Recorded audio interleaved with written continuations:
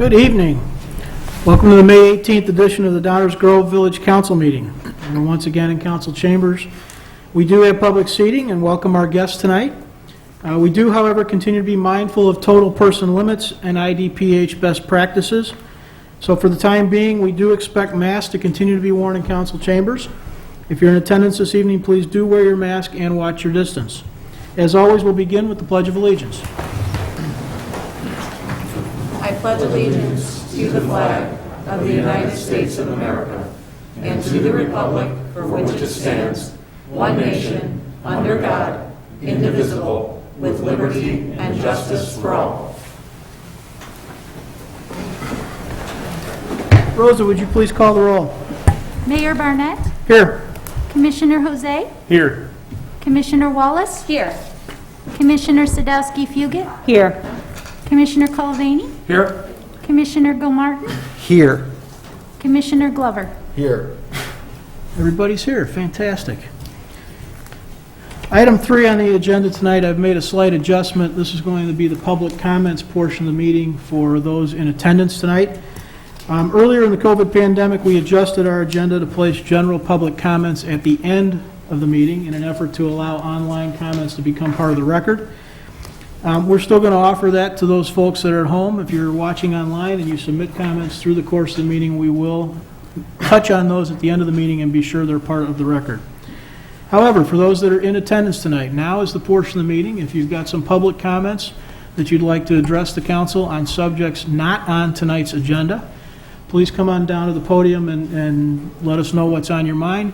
We do ask the comments are kept to 5 minutes, and I have no idea what the subject is, but people should bear in mind that repetition doesn't necessarily make a bigger impact. So if you've got some things to say, come on down to the podium and tell us what's on your mind.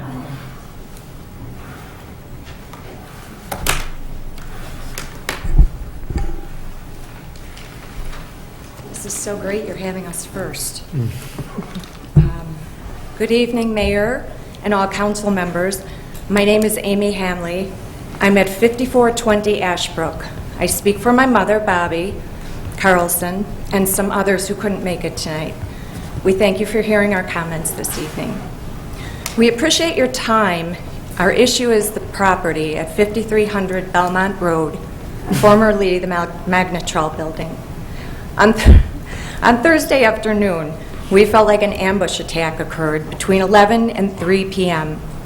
During this time, every tree and bush on the property, along with the beautiful wildlife which the vacant property harbored, was completely devastated.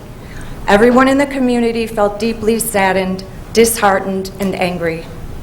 This set many people into urgent action, though, in efforts to discover what was going on. Since the catastrophe on Thursday, we have discovered the following. There were men in hazmat suits dismantling toxic material, which had been reported to have blown over Belmont Avenue into some of the yards and over Inverness into some of the yards. A building 127,000 square feet, which is twice the size of the old one, will be erected. That a street, driveway access, and departure lane will be made available to nearly 150 cars. This lane will intersect onto Inverness and go either east or west, and also all the way through the property to Wisconsin Avenue. That the new church structure on the corner of Belmont and Inverness will also expect more membership and school enrollment. This means many children at play in the area. It's a very dangerous corner. Some here have a few words to say, so I will let these details be filled in.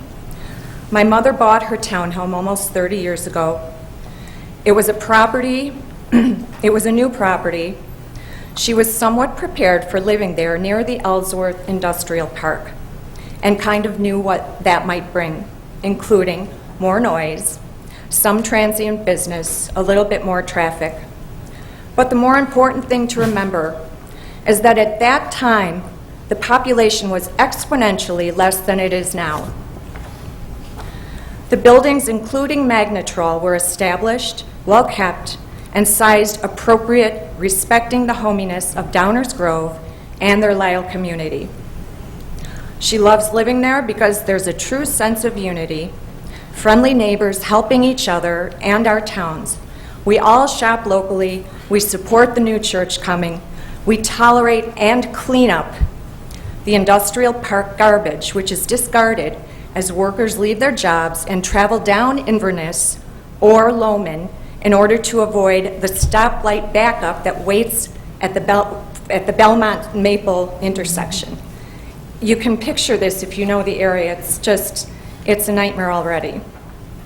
At this point, from what we have been able to discover, the project seems unreasonable and we need to have some changes made. As Inverness Avenue from Belmont to Janes is village jurisdiction, we need your help to eliminate that driveway connection. With this, I'll conclude. I thank you for your considerate contemplation of the serious situation and implications of such a gigantic project and encroachment that could happen to this community. Thank you. Thank you. Anyone else? Come on down. Yeah, please, go ahead.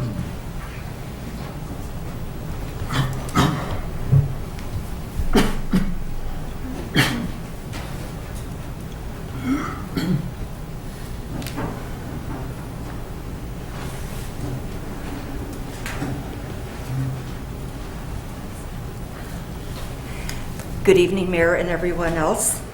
My name is Cheryl Graves, and I live at 2400 Inverness Avenue in Downers, which is about 1 block west of the former Magnetrol site. I have been fortunate to live for 42 years in what I have always felt was the most beautiful and peaceful part of town. My neighbors and I have mentioned many times over the years to each other how we love the way our street is almost like being in the country. The upcoming building project has all of us worried. The extra traffic that passes through our neighborhood for some time now, heading to and from the industrial park, consists of many loud and fast cars, motorcycles, and even some large trucks. The quiet and safe atmosphere of our neighborhood has been diminished by this. We have an even greater concern, and it is the safety of our children, pets, and wildlife. This problem will only get worse if the new building project goes through. The neighbors and I have talked to all the way down to Lamond and Maple, all share my same concerns. Another issue we are all worried about, especially the neighbors that live closer to the building site, is regarding any night activity there might be involving noise, lights, and exhaust fumes. Please answer our questions. We need information that will help relieve our stress. Thank you very much. Thank you.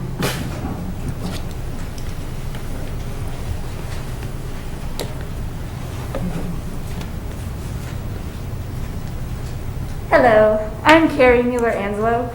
I think I've emailed most of you. I live at 2101 Inverness Avenue. Again, same issue with the 5300 Belmont property. My biggest concern is that it will be Amazon. It will run 24 hours, 7 days a week. It will bring so much traffic, and is also wondering if a traffic study was requested by the county for that area. I was also wondering if the entrance to the property really needs to be off a tiny residential street where very few of us live. It's also weight restricted. Those are my biggest issues, as well as the replacement of some trees. I also do know someone who is able to get indigenous trees to Illinois that would be able to grow and stay forever and not have to just die and be replaced on a consistent basis. I think those are all my issues right now. Thank you. Thank you.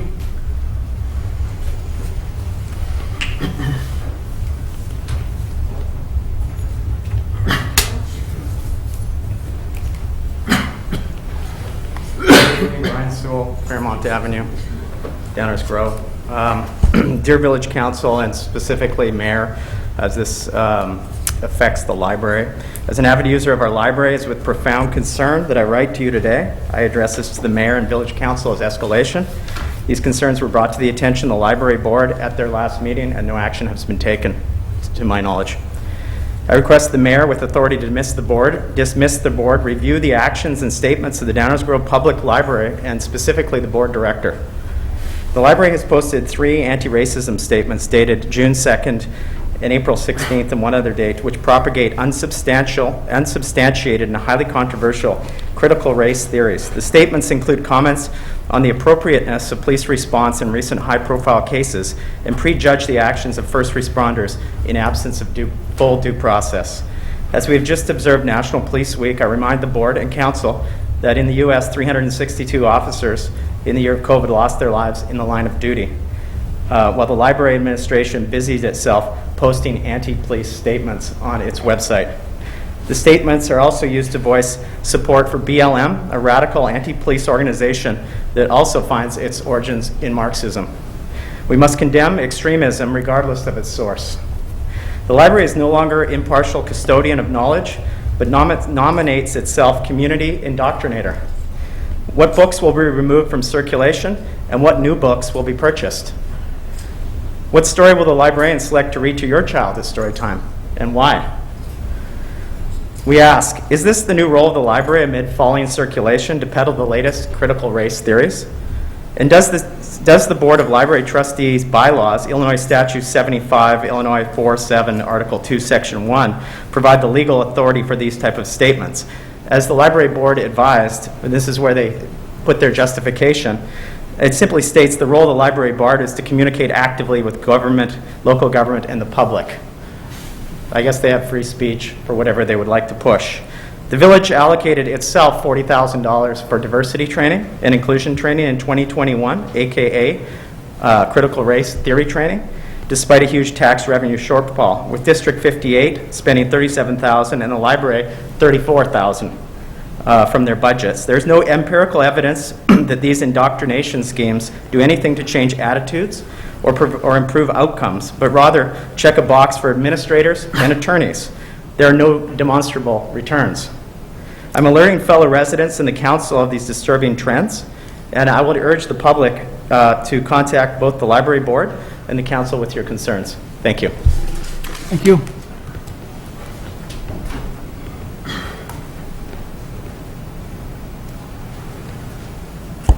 Good evening. My name is Kavanaugh Gray. I live at 905 62nd Street. It's my first time in council chambers.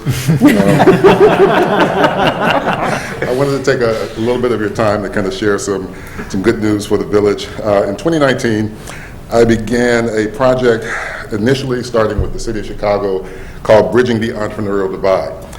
This project was in conjunction with the Business and Consumers Affairs Department as a way to start lowering barriers with communities who needed greater access to small business entrepreneurial training. This program was set to be launched or rolled out in 2020. Something happened and those plans were pushed back.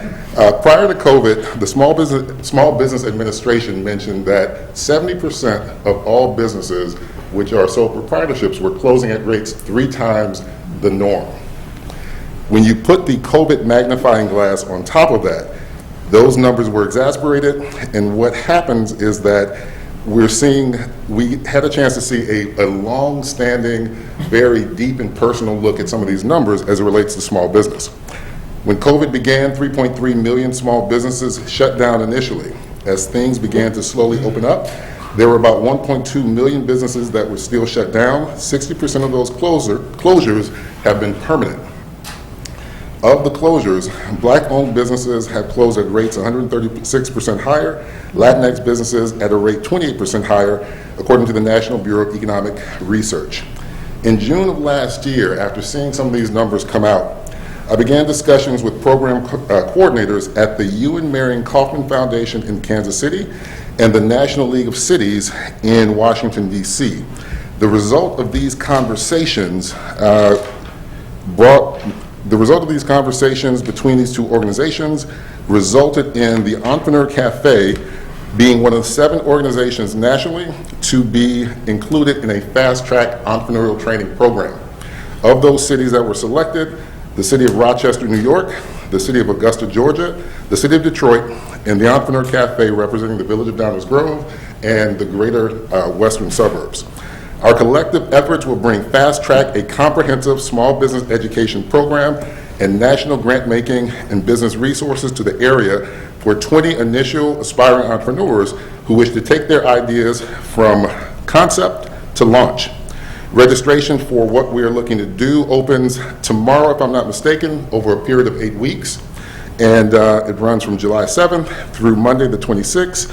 I'm excited about what this partnership means for this area to date by bringing UN Kaufman into our neighborhood, by bringing National League of Cities into our neighborhood, and my hope is that as we continue to expand and do some cool things, that we can see a greater entrepreneur ecosystem open up in our area.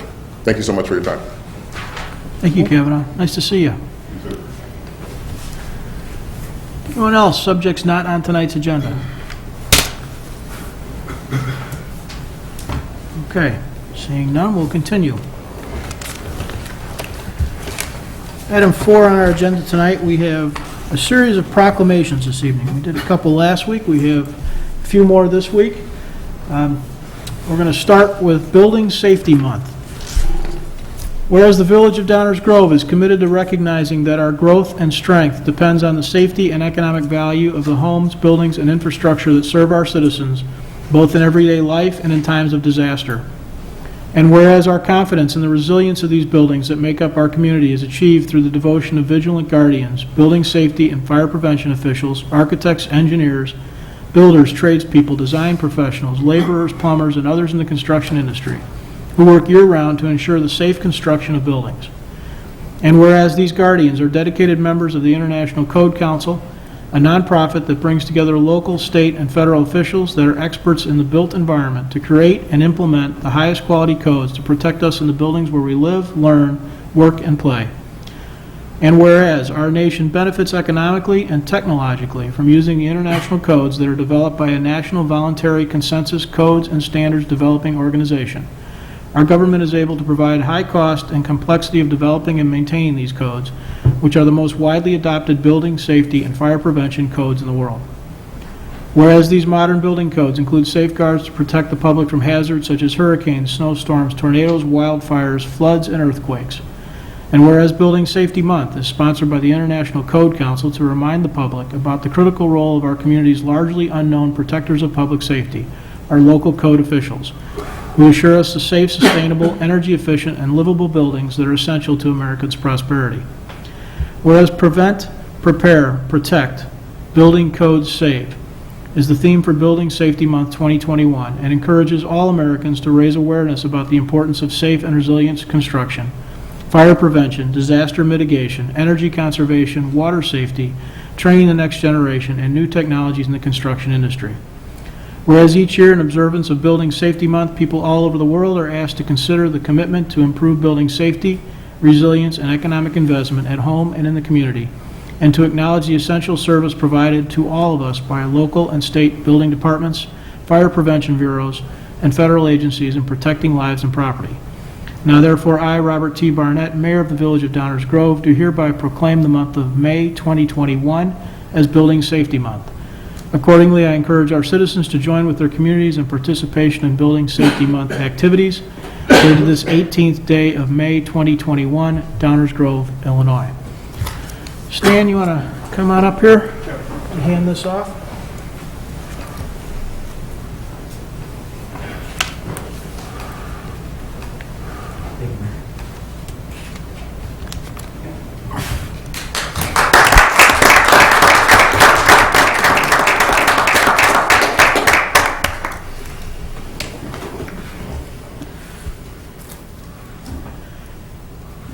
Public Works Week. Whereas the year 2021 marks the 61st annual National Public Works Week, sponsored by the American Public Works Association. And whereas public works services provided in our community are an integral part of our citizens' everyday lives. And whereas Public Works professionals focus on infrastructure, facilities, and services that are of vital importance to sustainable and resilient communities and to the public health, quality of life, safety, comfort, and well-being of the residents and businesses of Downers Grove. Whereas the support of an understanding and informed citizenry is vital to the efficient operation of public works systems and programs such as water, storm sewers, streets, transportation, and public buildings. And whereas the efficiency of the qualified and dedicated personnel who staff the Public Works Department is materially influenced by the people's attitude and understanding of the importance of the work they perform. Whereas the 2021 National Public Works Association theme for Public Works Week, Stronger Together, encourages Public Works team members and Downers Grove residents to think about the role Public Works plays in creating a great place to live.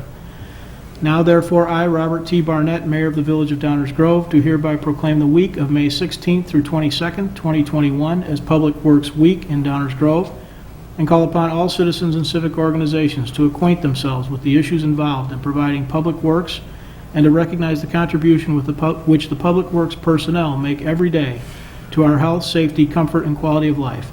Dated this 18th day of May, 2021, Downers Grove, Illinois. Andy, you want to come up here for a minute?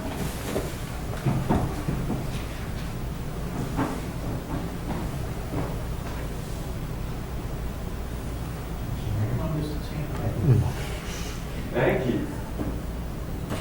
Thank you.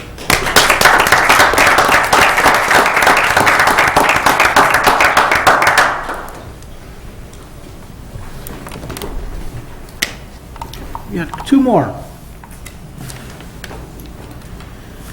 EMS Week. Whereas the week of May 16th through 22nd, 2021 is designated as the 46th Annual Emergency Medical Services Week. Whereas the members of the Downers Grove Fire Department render vital fire, rescue, and emergency medical services in the Village of Downers Grove. And whereas access to timely, quality emergency care dramatically improves the survival and recovery rate of those who experience sudden illness or injury, and the Downers Grove Fire Department provides such life-saving care to those in need 24 hours a day, 7 days a week. Whereas the members of the Downers Grove Fire Department engage in thousands of hours of specialized training and continuing education to enhance their life-saving skills. Whereas through heightened risks associated with emergency care during the pandemic, Downers Grove Fire Department team members have not hesitated to take on new roles, including supporting COVID-19 testing, therapeutics, and vaccination sites. Whereas the 2021 theme for EMS Week is This is EMS, Caring for Our Communities, perfectly describes the crucial and caring work performed by the Downers Grove Fire Department day in and day out on behalf of the residents, businesses, and guests of our community. Whereas the observance of Emergency Medical Services Week provides an excellent opportunity for the community to recognize the value and accomplishments of the members of the Downers Grove Fire Department, who work and train diligently throughout the year to provide the citizens and visitors of Downers Grove with quality emergency medical care. Now, therefore, I, Robert T. Barnett, Mayor of the Village of Downers Grove, do hereby proclaim the week of May 16th through 22nd, 2021 as Emergency Medical Services Week, dated this 18th day of May 2021, Downers Grove, Illinois.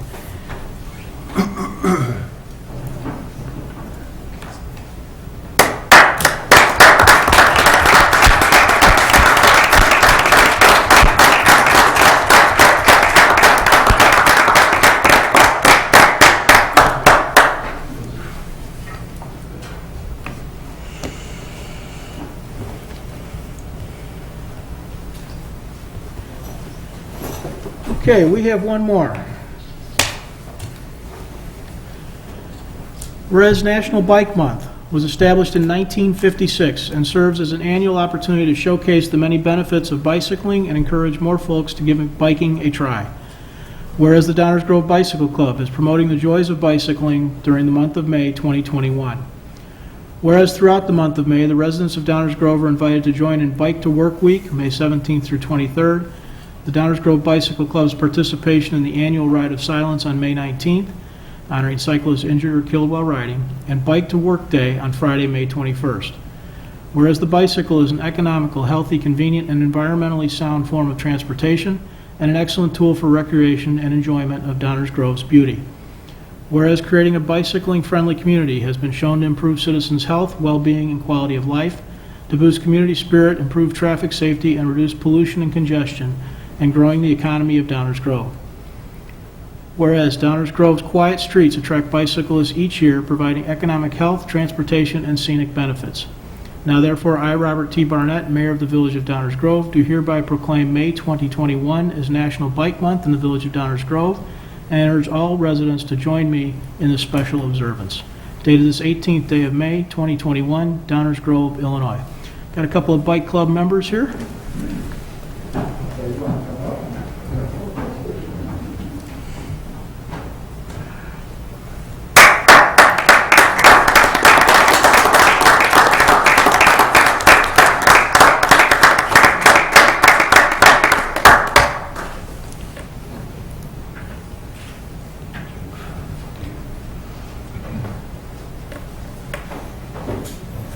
Please, go ahead.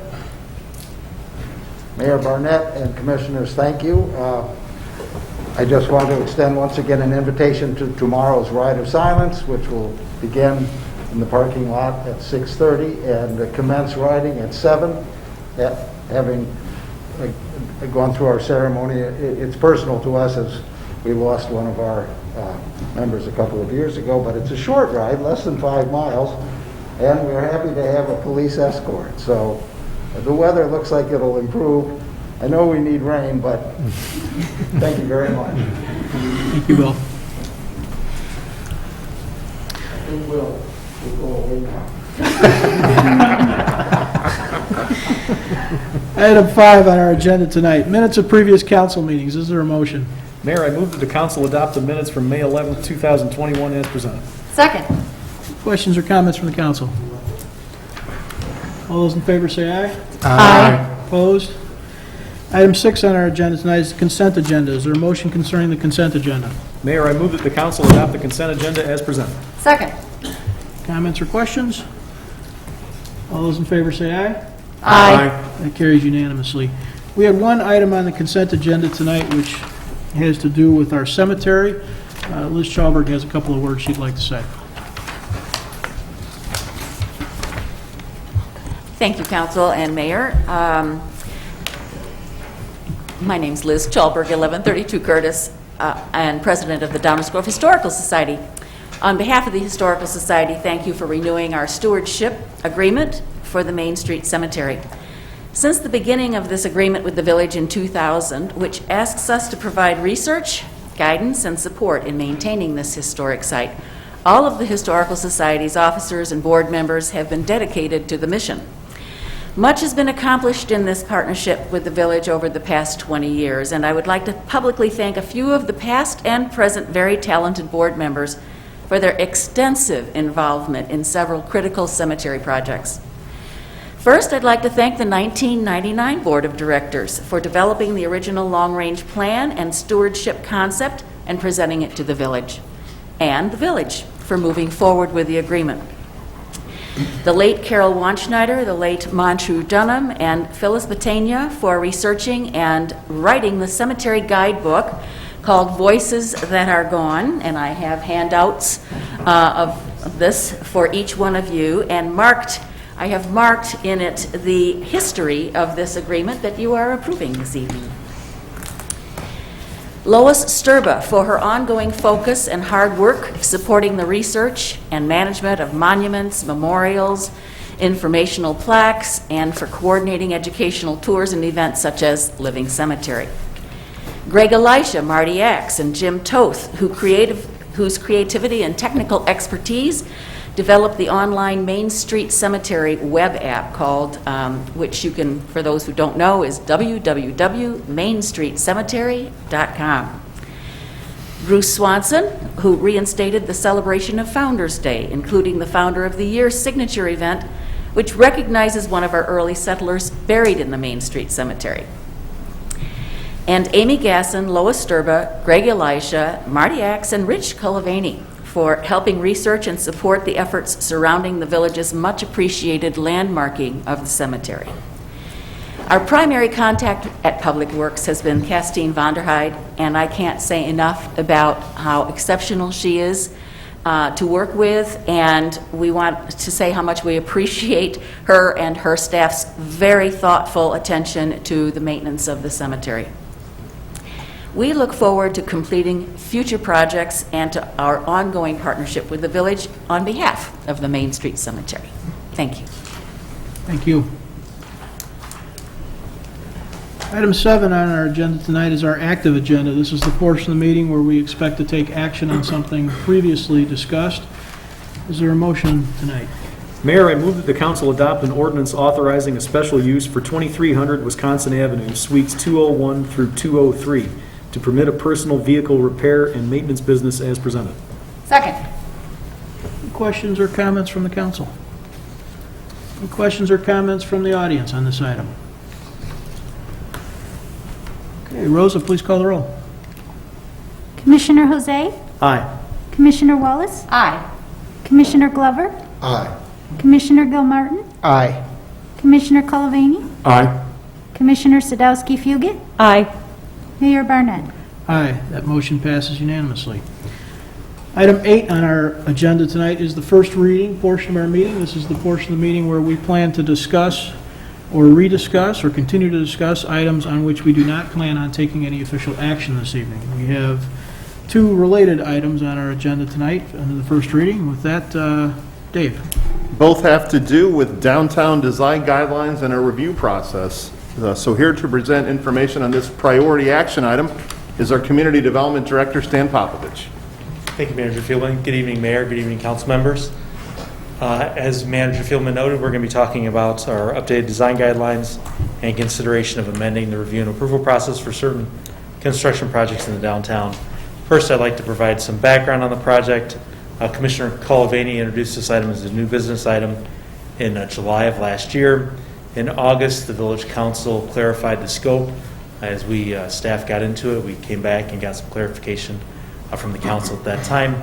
And then in September of 2020, based on the amount of work that was going to have to go into this, this project was identified as a priority action item by the council as well.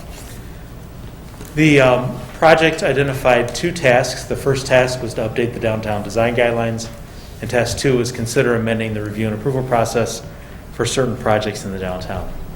At that time, there were 4 objectives that were developed here that are shown on the screen. We wanted to ensure developments met or exceed design guidelines, an opportunity for public awareness early in the process, and engage the ADRB, the Architectural Design Review Board, and then also to maintain an efficient, predictable, and reliable review and approval process. So staff got to work here. We held 5 meetings over 7 months, a little COVID break, a couple of COVID breaks in there. We started off with a kickoff meeting in September. Did a visual preference survey with the ADRB in October. That was where we showed a series of images to the board and got their feedback on that, whether they liked it or didn't like it. In December, we reviewed the design guideline text.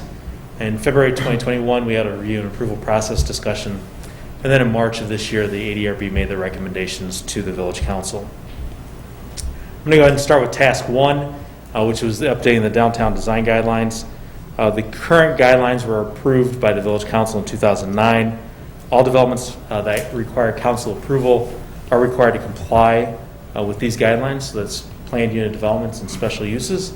You'll see in our staff reports a section about those and how they comply or do not comply with the design guidelines. The new guidelines that we developed with the ADRB are tailored to the 3 zoning districts. 2009, you might remember we had 2 districts, the downtown business, downtown transition. Now we have the core in there as well. We've provided a lot of enhanced graphics and visuals. It's a very visually oriented document.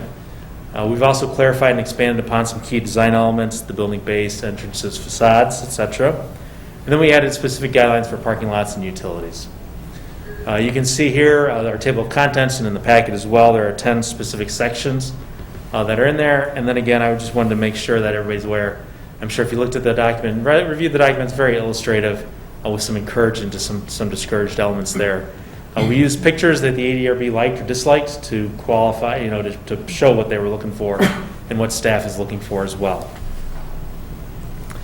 And then this is some of the images here, so you can see we've taken other images and pictures that we've taken and sort of sketched them in, and then we also have some pictures of some other conditions as well. At their March meeting, like I mentioned, the ADRB members unanimously recommended approval of the guidelines. All 5 members that were present at the meeting recommended approval of those guidelines. I'll go ahead and move on to the next topic, which is the consider amending the review and approval process for the downtown. We identified 3 key questions that we needed asked and answered. The first was what type of construction triggers design review. We have a wide range of construction type activities that occur in the downtown. The next question was what are the regulations and are they recommended or required? And the final question was who is the decision maker? So we identified 5 potential decision makers: the property owner, the staff, the Architectural Design Review Board, the Plan Commission, or the Village Council. So those were our 3 key questions that we wanted to ask.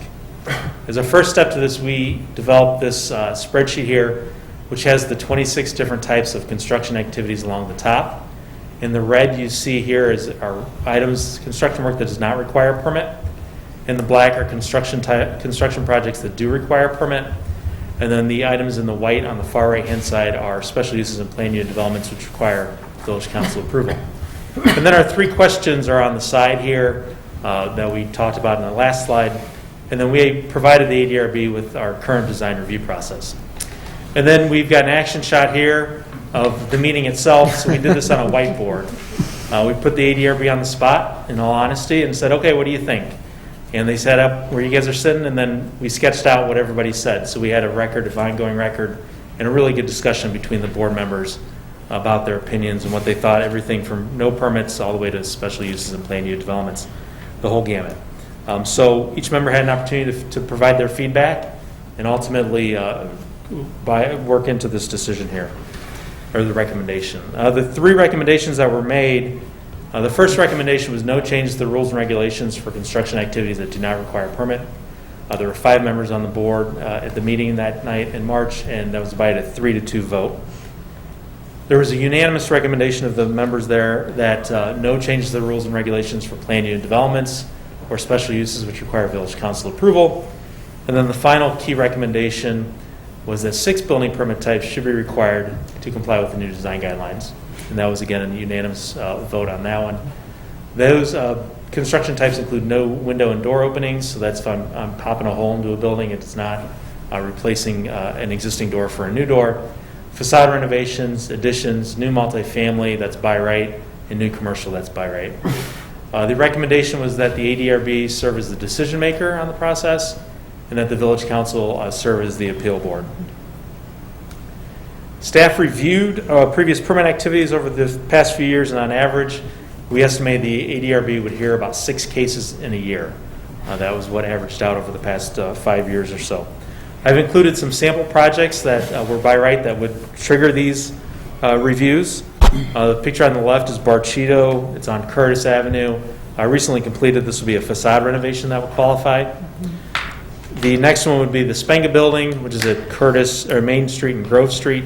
That was an addition, a 2nd-story addition, and then a facade renovation.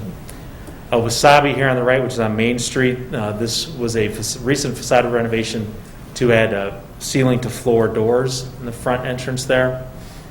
Then we would have on the left of the townhomes at 1140 Gilbert. This is just west of Emmanuel Residences. This was our single by right multifamily development over the past few years. The Starbucks building in Main and Warren, this was a facade renovation. Pierce Tavern in the upper right, which is a facade renovation in Main Curtis. And then the Wenzel building, which is a facade renovation on Main Street, just north of Rogers Street. So I wanted to review with you also the current process and what a proposed process would work with the ADRB recommendation. So the current process is about a 30-day process if all goes smoothly. The applicant would submit a building permit submission, staff would review it, and then we would ultimately issue the permit once all comments have been addressed. So this could take about 30 days from start to finish, depending on the project and the complexity of it. With the ADRB recommendation, the first step would be a pre-application meeting with staff to ensure that what they're proposing is meeting sort of our guidelines, or to talk about what's going on and if there's improvements that need to be made before the ADRB. Then the applicant would submit, staff would again review, prepare a report, and then would go to ADRB for consideration. So this could be anywhere from a 45 to 60-day process. We do have some submittal deadlines we have to meet, so there's some processing that we have to do to take in. At this point, if the ADRB were to approve the proposed project, then it would move on to our building permit process. similar to the current process. And so with 30 days, we believe this total process would on average take 75 to 90 days. Now, if the ADRB did not recommend approval and they decided to appeal to the village council, that could add about 60 days of the process to provide the appeal to you guys here at the council level that way. That concludes my presentation. If there's any questions, Mayor and council members, I'd be happy to answer those for you at this time. Thanks, Dan. Don't go far. I'll stay right here. So as mentioned before, this is an item which we plan to begin discussing tonight. We do not plan to take any action on it. So we will begin that discussion. Does anybody from the council have questions or comments they want to put into the record? Greg, please. I have a question. Thank you, Mayor. You mentioned multifamily by right. Much of the multifamily that's gone up over the last 8 years has been a special use or required a special use. Where in our downtown specifically would multifamily be built by right? So the 1140 Gilbert townhomes are by right because they're in the downtown transition zoning district, and those are allowed by right as long as you meet the density requirements. Okay, so it's the DT areas. Principally correct, yes. Yeah. Thank you. You're welcome. Thank you. Anyone else want to start in? Nicole, please. I have a quick question for you, Stan. So I know ADRB confirmed the existing review and approval process for improvements that do not currently require a permit, 3-2. That it mentions siding replacement in there, yet below where it says that they unanimously recommended that we require design compliance, it mentions facade renovations. So is siding not considered facade? Where would that fall? So siding is really just taking out aluminum siding and putting hardy board up without any other improvements taking place. So Okay. facade renovation would be more or less like taking out some of the walls, replacing windows and adding doors and doing a whole sort of building facade that way and renovating the whole thing and not just replacing like for like. So we're or talking one-sided more than facade. just siding essentially when we're saying facade. A comprehensive project, correct. Got it. Thank you. You're welcome. Chris, please. So just to add on to that, though, in the non-permitted activities like paint, where there's no proposal to regulate that or to restrict that, with the facade, there would be, and I think in the guidelines they talked about various colors. And does that give those that are simply painting or putting on new siding an opportunity to pick and choose, and someone who is looking to invest in a brand new facade, a more limited scope in decision making? So if you are just replacing siding or just painting your building, yes, you could pick whatever color you so chose. If you were doing a facade renovation, then yes, we would, according to the guidelines, you would look at color and make sure that they were complementary to the other colors. And understanding that there are sometimes brands that come in with a certain color scheme, national brands, so we'd have to take that into consideration as well when looking at that. And when we look at the guidelines in totality, we look at all of them in total, so we don't necessarily pick just one to focus on. We look at how the whole project fits in with all the design guidelines. So you could, in essence, make an exception on, say, a color, and I'm just picking that because that's the easiest thing for me to visualize, based on the brand or the type of organization coming in versus other parameters that they may or may not be able to do. Yeah, I mean, we look at it holistically, the whole project. So how does everything tie in all the guidelines as one? So, and it's not necessarily that the colors have to be blue number 57. It's just that they need to be complementary of the design and of the buildings around it and stuff. Okay. Thank you. Rich. Yeah, first of all, I wanted to thank staff and the ADRB. You guys did an incredible amount of work and updated the guidelines much more than I originally anticipated. But I think the new document is wonderful and will definitely serve us for many years to come.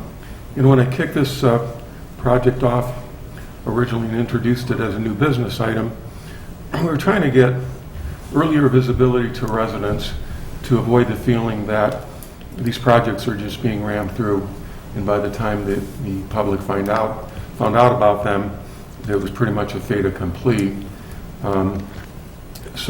I really envisioned an early concept review, really before a developer would spend perhaps 6 months in engineering and like Trammell Crow, $115,000 in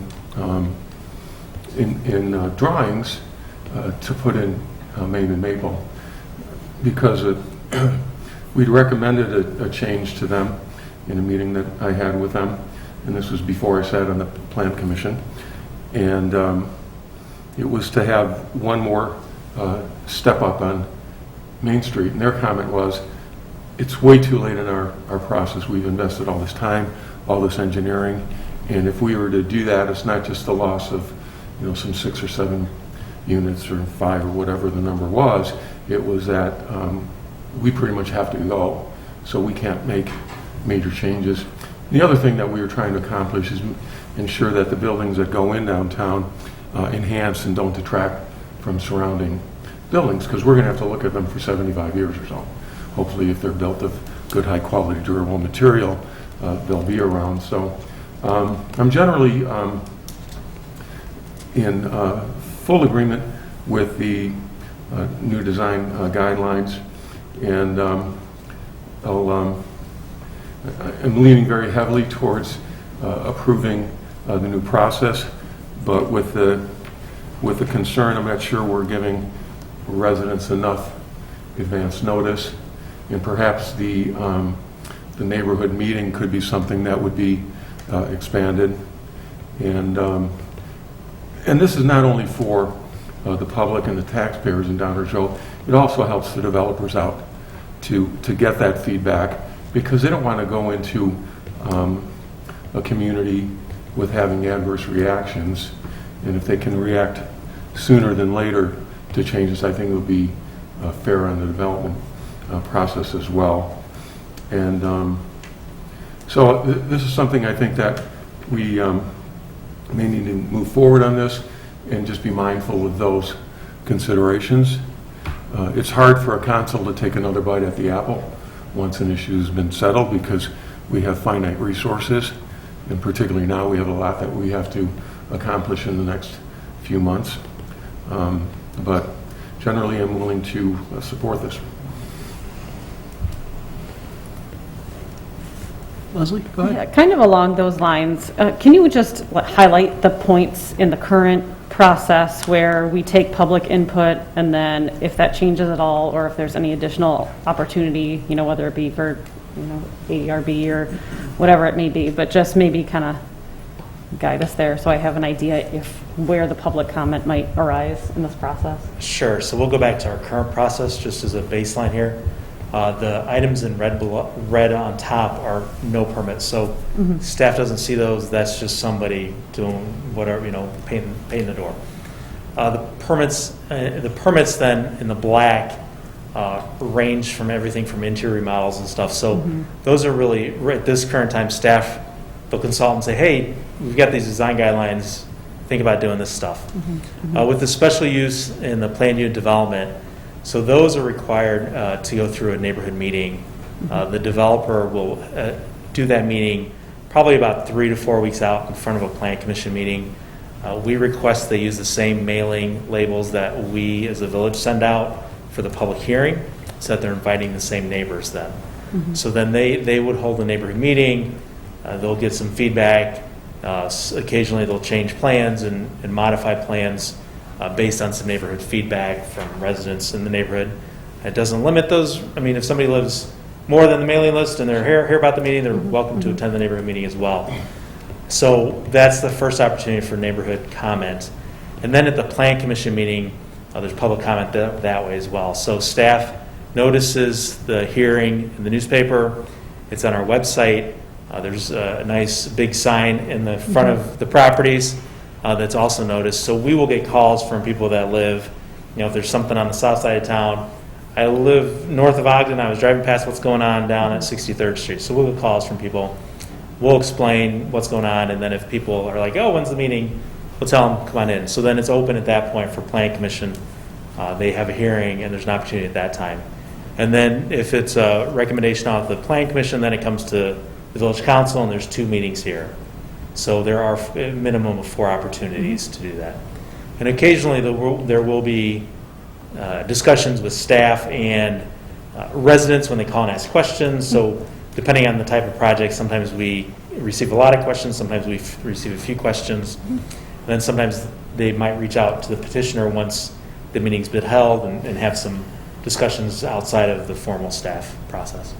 Sure. So, but with this process, specifically the changes, the recommended changes that we're making to the ones that don't normally require. So the ones that we require them, then at that point, I believe they're the six of them or 5 of them on the right-hand side.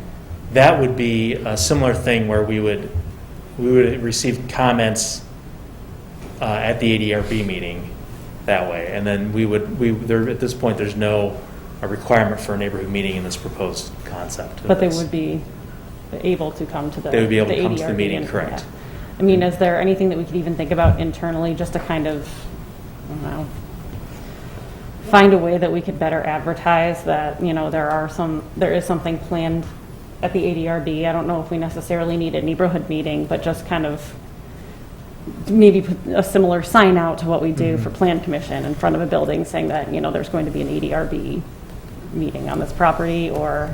We haven't developed that concept yet, but that's something we could take a look at depending on the direction of the Village Council. So that would at least take a little bit less time and effort than maybe an additional neighborhood meeting and mailers and all of that, but at least maybe we could bridge some of those concerns. Sure.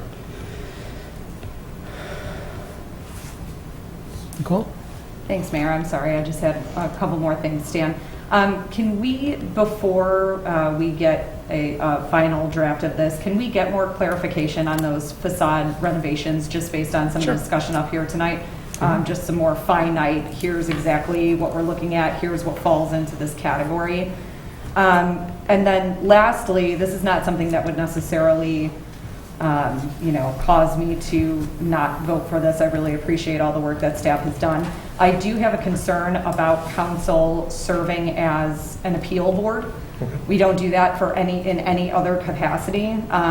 We don't have any of our boards as a recommending body, and that's not coming from a place of control freak, I promise, but more coming from a place of, that if someone then needs to appeal to us, that takes away from our business on, our long-range plan and our schedule. And do we all up here feel qualified to listen to an appeal and then act accordingly? So I don't know if there's any other options, if there's another way around that. Again, it's not something that necessarily holds me back, but I just wanted to put it out there as a concern that I have. Okay. Thank you. You're welcome. Can I weigh in with my opinion on that? Hey, this is discussion, jump in, Okay. sure. I served on Zoning Board of Appeals, which was a final authority, and the appeal for them, they would have to go to court. And then I served on Plan Commission, which is a recommending board. The thing with EDRB that's interesting, unlike a lot of our commissions and boards, is there's a specific makeup. There's a requirement for 2 licensed architects, there's a requirement for a lawyer, and a requirement for a historical society board member. I would kind of look to, similar to one Plan Commission, which is a land use and zoning, people who specialize that, and the more you do that, the better you get at it, and you understand what your purview is and what you can't. And they make recommendations to us, and most of the time we agree, and occasionally we'll see it differently. And with a lot of this, it's subjective, and whenever you get into subjective areas, you need human beings to kind of look at it and weigh in. So I would see it more as that, we certainly give a lot of deference to those who have that specialization, but, and then also we're answerable to the public because we're up for election as opposed to appointment. Right? Thank you, Mayor. Excuse me. I wanted to get my question out first and then let other folks ask theirs before I came back with my thoughts. I hadn't planned on commenting on this, but since we're talking about it, when it comes to the appeal potentially coming to the village board. It's strange in that we don't really think of ourselves as an appeal body, but at the same time, we do typically apply law to fact, on special use and many other standards. So it's not something that's too far outside our typical workload. It's just different terminology. So I wouldn't be too concerned about that. More generally, it's been since 2009 since we updated the design guidelines in a real meaningful way, and I think that's very important. And I think in hearing Commissioner Colavani talk about his concerns over the period of the last, even before he was Commissioner Colavani, so the last, 4 or 5 years, I think that it's really the design guidelines that struck me as the core of it. You were concerned about the look and the feel of certain buildings, and to me, that goes right to the core of the guidelines, because the buildings that have gone up that have been somewhat controversial have all been subjected to that. And if there are issues with the look of those buildings, then I think the guidelines are where to go. So I think it's very important that we've gone through this process. I want to thank the ADRB for all of that work. I think it speaks volumes that in 2 of the 3 other questions that we're talking about, the ADRB confirmed the process that we use. And I think that's important not only for saying, well, hey, it's nice that we still think that we're doing this right, but it also means that we're not placing an additional burden on folks who are looking to develop or redevelop in Downers Grove. They're looking to invest, another word for that is invest in our community. And I think those are very important things, because we want businesses, we want more residents to continue to enhance the vitality of our town. The improvements that don't currently have a permit and that require a permit but don't currently require design review, I'm fine with adding on process in order to have review for that. I'm really concerned about potentially tripling the length of time. Going from a 30-day process to potentially a 90-day process it's pretty big. And when you add the appeal onto that, you're talking about 6 months potentially before you can get your building permit. While it only affects a very small number of applications each year, typically 6 according to the staff report, those 6 people are probably going to be pretty ticked off if they've got to wait 6 months for a building permit.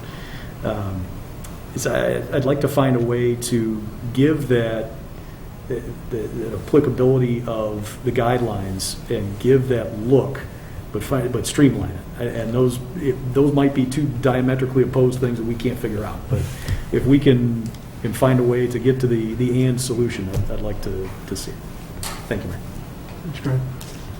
I'm going to build on that a little bit too, just as we're talking about it. The design guidelines, I thought that portion, there's sort of 2 tasks here, right? Process evaluation and a design guideline update, and they're really independent of each other. They obviously play together whenever they get implemented, but I thought the design guideline update made a ton of sense, and I'm pleased with what's there. I'd be happy to just implement that immediately. The process element still gives me pause. When we first started talking about this, my biggest interest was along the lines of Commissioner Sadowski-Fugit and Commissioner Colavani's comments along notification. And I don't know that there's a fix to this, right? But if we look in the rearview mirror, one of the challenges that we face is people saying, man, this came as a surprise. And so if there was a way to better do that, a way to better cause the community to feel less surprised by stuff, then that's where my interests lied in reviewing the process. But the result here, Greg makes a great point. Most of what we're talking about, if we look at those projects that have caused us heartburn in the last 6 to 8 years, largely would not be affected. The process that we were using then would be the process we're using now. And those elements that are added, they strike me as pretty different. I know that's a pretty lame description. We've got 5 elements here: new window and door openings, facade renovations, additions, new multifamily, new commercial. Well, if you kind of work backwards, new commercial, new multifamily, we're generally talking about new buildings. And that process to me sounds if we added some burden to that process, it wouldn't sound like a huge problem to me. But as I work down to additions and then all the way down to windows, cutting a new door opening or adding a new window opening, that starts to be a lot different than a new commercial building. And I get really worried about the idea that we would talk about potentially 90 days of just review time and putting the determination of whether or not that was the right choice of mullions into a process that required an appeal. That really makes me nervous. It to me is an overstep of what we want to control and why we want to control it. So I'm still listening to everybody talk, and I got through about half of those videos and tried to pretend like I was in your meetings. And I'll still continue to do that. But that aspect of this, the process review and the proposed changes about what should require actual approval by the ADRB gives me pause. I can see it for some of them, but others strike me as a bridge too far and a process burden that is more than I'm feeling good about. Anyone else on the council? Some comments? Rich, go ahead. Yeah, I'm wondering, on the major projects, I know that Washington and Maple is a PUD, Maine and Maple was a PUD. Was DuPage Medical a PUD, or is it just special use? Both? Special use. Special use, which would come before us. What about Burlington Station? PUD and special use? PUD and special use. So that would come before us, not ADRB. And then Marquis and Maple was? Special use. Special use. Okay. So I'm thinking that for the big ones and the ones that cause agita, we're sticking with the same process. It's just the ones where we wouldn't typically have that bite at the apple. We're asking for them to come before people. First thing we're asking them to say, here are the guidelines, here's what we want our downtown to look like, within reason. And so I think if they follow those guidelines and say, yeah, we agree with that, and here are the plans, I think it'll move very quickly. If someone comes in with a design that's totally abhorrent, then it may take them a longer period of time. And I'm okay with a few weeks or even a couple months in that kind of scenario if it's something that's going to be there for 50, 75, or 100 years. Because when you look back in the rearview mirror, future generations will be looking at the work we do here. I could just make one more point. I think a small point, but it is, I think, important to note that when we talk about even the word design and we talk about what that means, that can be perceived as picking colors and sides and determining what a building exactly is going to look like. And I think these guidelines, and I think they did a great job of keeping it tight enough to give great specific guidance, but loose enough to still provide for creativity and branding. I think that in one of the discussions they had, there was a subjectivity concern, which I think is a valid. Taste, change, design styles, absolutely change. I think these guidelines did exactly what I hoped they would do, and that is set guardrails, and in a way that would allow the village to maintain a look, and nobody can define that, very specifically, but you kind of know it, I think, when you see it. And I think these guidelines, it's evident that there was definitely hard work put in to do that. I do agree there is some concern of overreach, and I think we need to iron that out or work with you to do that. But when you hear design, I think people tend to think of colors and patterns and things like that, and we want to just be clear that it's not quite that. Well, it's also important to note that we're not dictating architecture. Right. Also, we're not going to be the first suburb that has done this. I don't have the numbers in front of me. I have them at home. But there is this municipal design review network that comes out of the Chatham Institute of DePaul University. John Hedrick is a friend, and he's worked with various suburbs. And so there are a lot of suburban areas, I would say at least 24, maybe 36, that do have some kind of downtown design review. On one end of the spectrum, you've got Wheaton that says we don't want our developers going to public meetings. We want staff to handle that. So as long as you're within substantial compliance of their downtown design guidelines, then you don't have to go to meetings at night. And then the word substantial gets to be somewhat subjective, and that's where you introduce the human element. The other side of the spectrum, you have Glenview, that was very determined about exactly what they wanted their downtown to look like, and they get down to the sconces on the outside, for the light fixtures, where the grates should be that are going to be holding the shrubs, how far from the curb they should be, because they specifically wanted a certain look. And Barrington kind of modeled some of my original ideas around this. Is chartered, their Architecture Review Commission is chartered with retaining the historic look of their historic district, or historic downtown district. So in one example, they were a church that had the kind of Roman columns that we're all familiar with, was replacing it with this monolithic view that looked almost like it came out of science fiction. And the architect presented that, and pretty much it was unanimous on the board. This does not look like our downtown. And then the architect asked for specific architectural guidance and said, that's not our job. You're the architect. You're supposed to come back. We just want to make sure it enhances what we're doing here. And then they came back 2 weeks later.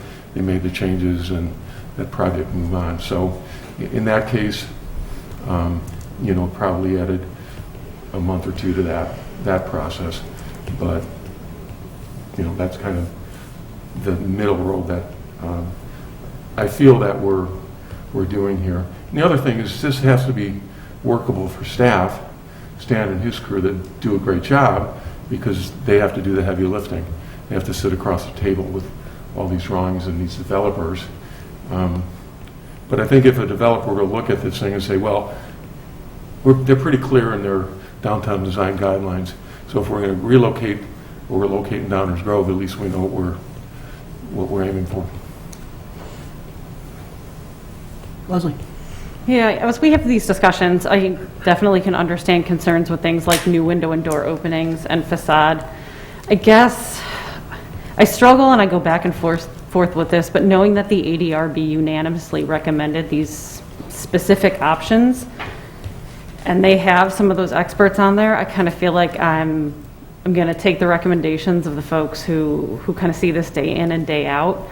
I think the biggest thing for me is if we are going, if this might extend it 45 to 60 days, is just to be incredibly clear with the process. And I just want to make sure that we are setting businesses up to know exactly the length of time and the process that we're going through from the very beginning, so that there are no surprises. But I have to say that, I'm going to trust the ADRB on at least these, even though to me as a layperson in that realm, new window and door opening certainly does seem very different than an addition, for example. I guess that's kind of where I'm at. Danny? I think we all agree on the actual guidelines. I think where the part that I struggle with, and I think a lot of us struggle with, is the timing. And I have a question on that, on the slide with the 45-day review period. So after it goes to the ADRB for consideration, does it only go to either an approval or to appeals? Or is there another opportunity for the ADRB to consider it? So once the ADRB would approve it, then the applicant would just submit for a building permit, and then it would be a technical review on building code compliance like that. So the ADRB would not see it again once they approved it. It would just go through the typical building permit process. But what if they don't approve it? Then if they don't approve it, they'd either have to come back. So the ADRB could at their meeting, if they don't agree that it meets the design guidelines, work with the applicant and say, hey, this doesn't meet our guidelines. Here are some suggestions. We think you could do this, or maybe this would work. Go back and take a look at it, and they could continue to another meeting, which then would potentially add a few, ADRB meets once a month, so that's another 30 days then, potentially. Once the ADRB would approve it, then it would go to building permit. If ADRB would not approve it, then the applicant would have the opportunity to appeal to this board, and go through that and go through an appeal process as currently set up. The applicant could then, if they got a denial from the ADRB, go back and revise the drawings again and reapply for it at that point. Just to be clear, if the project is not approved by the ADRB, if it's denied, and the council upholds that denial, then the project is not constructed. Will not be allowed to be constructed. Is there a possibility to add any activities that could be run concurrent? So understanding that there is a design review process happening, anything with the building permitting that could run concurrent with that to try to reduce some of the added time? It is a possibility to do that. It is at the applicant's risk. That if they were to submit for building permit at the same time, and if the ADRB wouldn't approve it, then they'd have to go and modify their plans to something that was approvable. Okay, thank you. Stan, you mentioned, I think you used the word holistic. Describe that a little bit more. It's not like a series of categories and you got to pass them all, right? It's a whole project feel. Yeah, we don't have a checklist. We don't have a scorecard that you get 2 points for this and 3 points for that and -5 for that or anything like that. It's really holistic. We look at the guidelines and we go, okay, what are they doing here? Okay, this meets the building base. And to Rich's point earlier, every architect has a different design, how they design buildings and stuff. So we're not trying to be, Dave only likes mid-century modern, I only like classical. It's whatever somebody likes, but we always look at all this thing and we go, okay, yeah, that meets it. It might not meet every single one of the 10 points, but it really provides us what we're looking for. And with the sort of the description of what we want in that building feature, yeah, that does comply. It might not be exactly with, whatever point on here, but overall it meets it. And we'll look at each of the different sections to make sure that overall everything meets it and we're getting a good looking building. So as we've talked about before, a couple of us, the big ones that are in our recent past, their processes wouldn't change. Could you guys, you don't have to do it standing at the podium, but could you, before we meet again, discuss any situations that you think, had they been subjected to a compliance with the design guidelines, would not have made the cut? That's part of what I'm trying to understand, right, is that we saw a bunch of pictures, all the things that are on everybody's mind right now mostly wouldn't have changed. And then we saw pictures of some of the smaller examples of what we considered, I think, generally to be good design, or they were like this, not like that. And so what exactly is this portion of it, not the notice and not the public awareness, but what exactly is this portion fixing? What problem are we solving by adding burden? I'm trying to understand that better. We can take a look at some of the pictures that we provided to you tonight in this presentation, and then we can go back as a staff and look at that for you and provide that to you. Okay. So that will just be staff's opinion of brand new guidelines, which is very different than the majority of 7 on a board. Sure. And then to speak to your question. Or 14 by the time you go through the appeal process. And speak to your question about how would specifically compliance or non-compliance be determined? Is it on the whole? Is it line item by line item? Does one line item cause you to not be approved? Those are the details that would be fleshed out if this council told us to proceed to the next step, which is actually writing ordinances. Okay. So the council will have an opportunity, if you direct us to do that work after consideration by the Plan Commission of an ordinance change, those level details will come back to this council and have a more clear understanding of exactly how it would be written in an ordinance form. Okay. And applied. And applied, sure. Yeah. Because this text amendment would go before the Plan Commission. That's correct. Greg? Thank you, Mayor. How does and if you want to get back to me on this, that's fine, but how does the 75 to 90 day process from the ADRB's recommendation here compare to somebody who applies for a PUD or a special use? What's the typical lag time on one of those applications? It is probably about the same with the Plan Commission. It's typically a submission, and we're looking 45 to 60 days out for a Plan Commission case because we require items to be submitted 6 weeks in advance. So that's about 45 days. Now, if somebody submits to us and there's revisions that need to be made to meet the zoning requirements, then it pushes it out another 30 days. So on the quick side, somebody could submit and be in front of the Plan Commission in 45 days, and then it's about 30 days for you guys to go through the process here for us to get on your agenda and through for the approval. And then from that point, they'd have to submit, so that's another 30 days for building permits, so that's 45, 75, 105. So the very large mixed-use buildings, though, are measured like 6 months. Correct. And then permits are multiple months just because of the sheer size and complexity. Yeah. So today's point, the larger ones take longer. The gentleman that we're here tonight at 2300 Wisconsin, that's a quicker process for that. Yeah. Thank you. You're welcome. Other council questions or comments for the moment? Anyone from the audience want to comment on this? Okay, seeing none. Thank you, Stan. You're welcome, Mayor. Thank you, Before we council members. close out the first reading, I just wanted to take a moment to thank Stan, Jason, Flora, Gabby, and every member of the Architectural Design Review Board. Over the course of my career, I've been involved in several of these projects. None were done as well as this one. This project was detailed, thorough, thoughtful, a great exchange of ideas by our ADRB folks, and I think we got an outstanding product and really teed up the policy questions very well for the council. I'm just so proud to watch both sides of our team in action. So just want to say thanks to everybody involved. Thank you, Liz. Appreciate that. That is our first reading tonight. Thank you, Mayor. Dave, that was a totally appropriate thank you, and I probably am remiss in not thanking ADRB a little more as well as this group.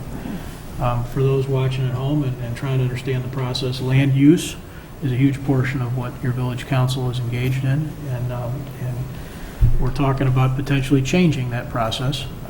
It affects people's the way they use their property, how they access those rights to use their property, and what you're seeing from Rich's initial bringing this subject up through tonight's discussion, which is not yet over, is a really diligent look at a lot of details by a lot of people, our staff, our ADRB, this group, at some point Plan Commission if we got to the point of making a change.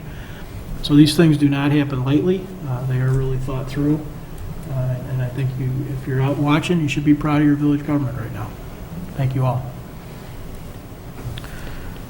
All right. That is the end of our first reading. Item 9 on our agenda tonight is mayor and council member reports. We will start to my right. Commissioner No Collery. report, Mayor. Thank you. Commissioner Sadowski-Fugit. No report, Mayor. Commissioner Wallace. Dun, dun, dun, I have a report. Okay. Lay it on. I know everyone missed it last week. Rotary Grove Fest. Normally, this would be around the time where I start absolutely solidifying the weather for those dates, being sunny and beautiful and such an amazing few days. But sadly, Grove Fest has been canceled for June.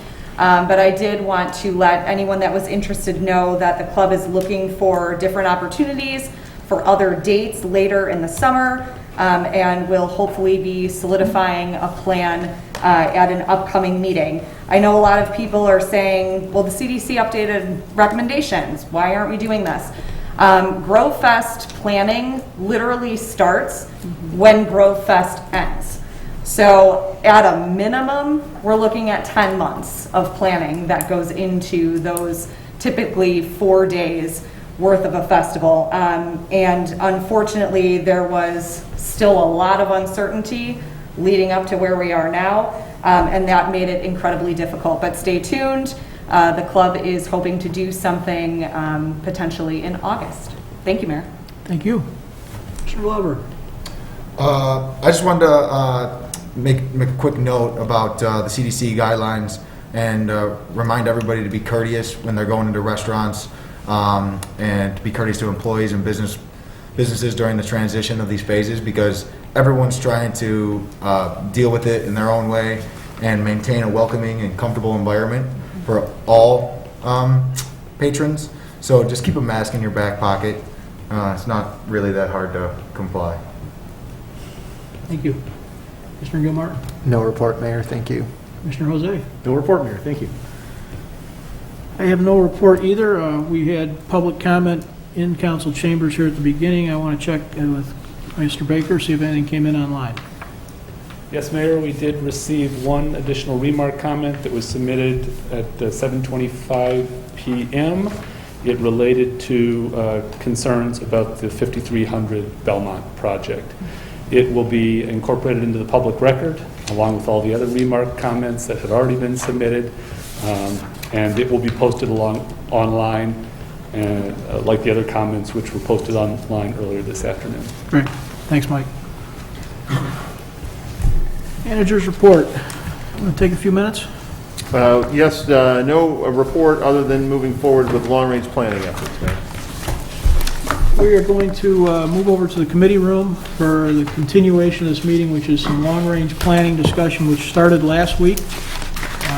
We will take a few minutes in between here. Anyone that wants to stay is welcome to stay in this room. That room is not set up to allow for an audience, but it does set up, frankly, for a little better dialogue with each other, which is why we're going to be there. Are we set up to broadcast it in here? Yes, it will be streamed simulcast in here, and residents participating in this room will have the opportunity to make comments to the council live and in person in the committee room. Thank you. So if you want to stick around, feel free to. Just have to stay in this room. Do we need a motion to make a adjournment, or we'll just take a 5-minute break? 5-minute recess will be fine, thank you, Mayor. All right, we'll take a 5-minute recess and reconvene in the committee room. Meeting number 2 in a series of meetings of preparation of the 2021 to 2023 long-range plan. Just a reminder, our long-range plan is a combination of financial planning and strategic planning. We've been using this format for going on 1 decade or so, and it has served us very well. This is a document that guides our annual budgets, policy decisions that our council makes throughout the year, and even day-to-day operations that staff is primarily responsible for. This is a document that we refer to on a regular basis. It is one of the most important policy direction documents this elected body will produce. The long-range plan consists of 4 key elements: our strategic goals, key trends and issues that we've identified now that will affect our future, strategies and solutions to address any negative trends or issues that we identify, and this council's work plan, the priority action items over the next 18 to 24 months. This is the schedule for the preparation of the long-range plan, the village council meetings here. We are on meeting number 2. Last week we did some introductions and talked about strategic goals. Tonight, general fund sustainability and police operations. And then throughout the summer, you'll see that we'll take other issues and topics, about 6 different reports, 7 meetings overall, and at the end, we put together a long-range plan. So again, tonight, general fund sustainability and police operations. So, Mayor, I'll just move right into general fund sustainability. The general fund is our primary operating fund. Almost all the services that are provided by the village are funded out of our general fund. It's just about $50 million a year in revenues and expenses. Our general fund has been balanced with revenues and expenses equal, or revenues higher than expenses. We have been balanced every year since 2010. Right, the last year that expenses exceeded revenues was 2009, right in the depths of the Great Recession. I would contend that with that track record, we are by definition sustainable in our general fund. This council knows, and previous council know, that takes a lot of hard work, both on the staff end, but most importantly on the council policy end, to make the decisions necessary to keep us sustainable. That comes on the cost side, and that comes on the revenue side. We've been working very hard at this for decades, and the results, I think, speak for themselves. With that in mind, we're trying to maintain that sustainability of a balanced budget in our general fund for the foreseeable future, sustainable. We have identified 3 key trends and issues for presentation tonight and inclusion in our long-range plan. First is that in the general fund, staff's projections suggest that revenues and expenses, except those related to public safety pensions, right? The revenues and expenses likely will be aligned for the foreseeable couple of years, and that both will increase at a rate somewhere around 2 to 3% annually. This is driven primarily on the revenue side by food and beverage tax performance, the policy decisions made by previous councils, and the setting of the rate and rate increase on a growing economic base. This policy decision has generated revenues which are growing and sustainable. Second is performance of online sales tax.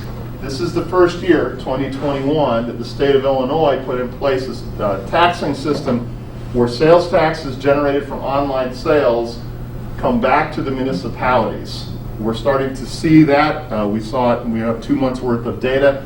It looks like this will be measured somewhere between $600,000, $900,000 in a year on the sales tax side, slightly less than that on the home rule sales tax side. So we think revenues and expenses, excluding those related to public safety pensions, will be aligned, increasing at 2 to 3% a year.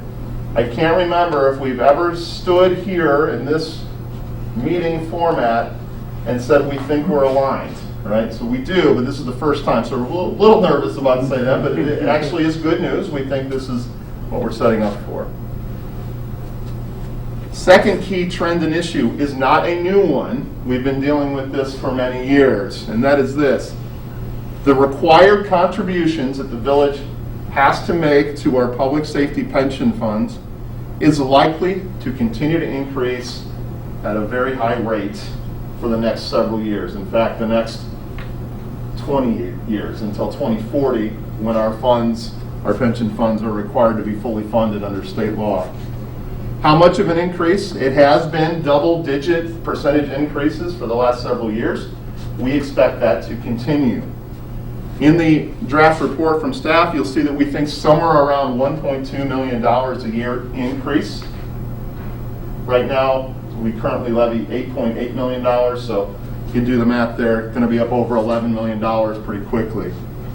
We have a sneak peek at next year's required contributions, came in at about $1.1 million. There's a couple things happening here.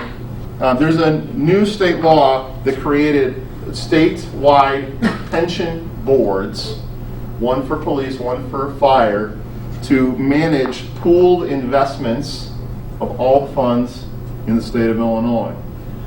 The idea here is that by pooling this money, the investment returns will be greater than each of the funds investing them themselves. Scale economy, better returns, lower administrative costs. If that plays out, the annual contribution could go down slightly, not increase as fast as we are projecting. However, these state boards could also change the assumptions in the actuarial model which drive these contribution calculations. And if these boards actually change the model such that there is a reduction in the assumed return on investment, this number could actually be higher than the $1.1, $1.2 million a year increase. So there's a little bit of uncertainty of exactly how much it's going to go up each year, but we're telling you this trend of double-digit increases is likely to continue. I always pause here and make a distinction between issues with the public safety pension funds, not public safety personnel. We, the Village of Downers Grove, value our teammates in public safety, police, and fire. This is not a commentary on the value of their work. It is not a commentary on the value of their pension or whether they earn benefits or not. They certainly do, and we're very proud of the work they do. This has more to do with financial sustainability and the rules and operating systems that govern the pension system itself.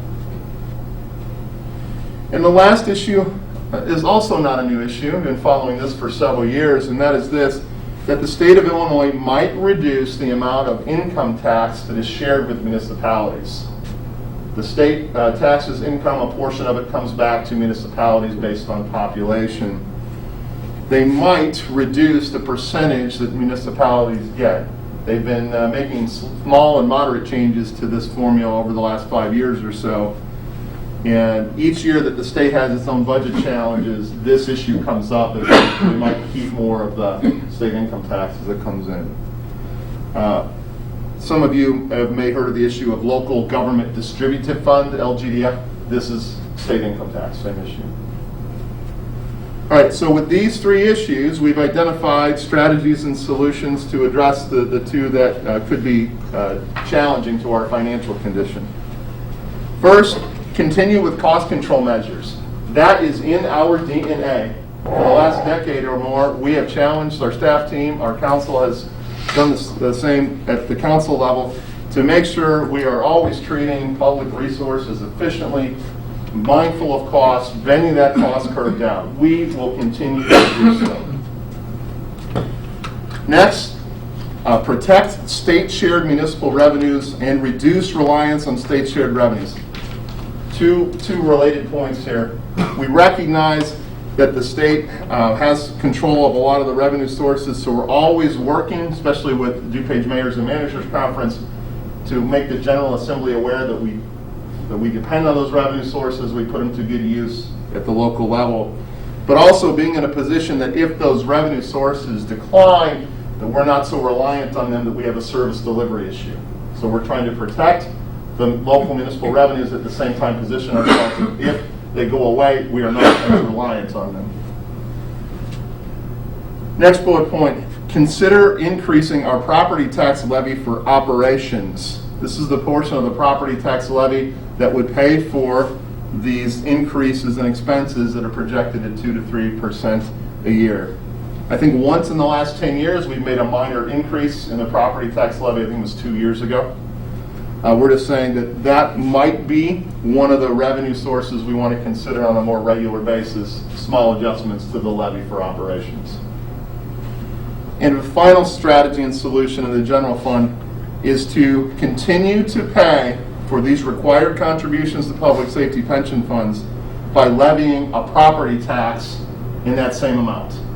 So whatever the number is for the required contribution, we would put that on the property tax levy. We've been doing that for as long as I've been here at the Village of Downers Grove. With that, I will quickly pause and ask if I missed anything from the staff members here. Anything to add? And now I'll pause, turn back over to you, Mayor, for questions, comments on the general fund. Thanks, Dave.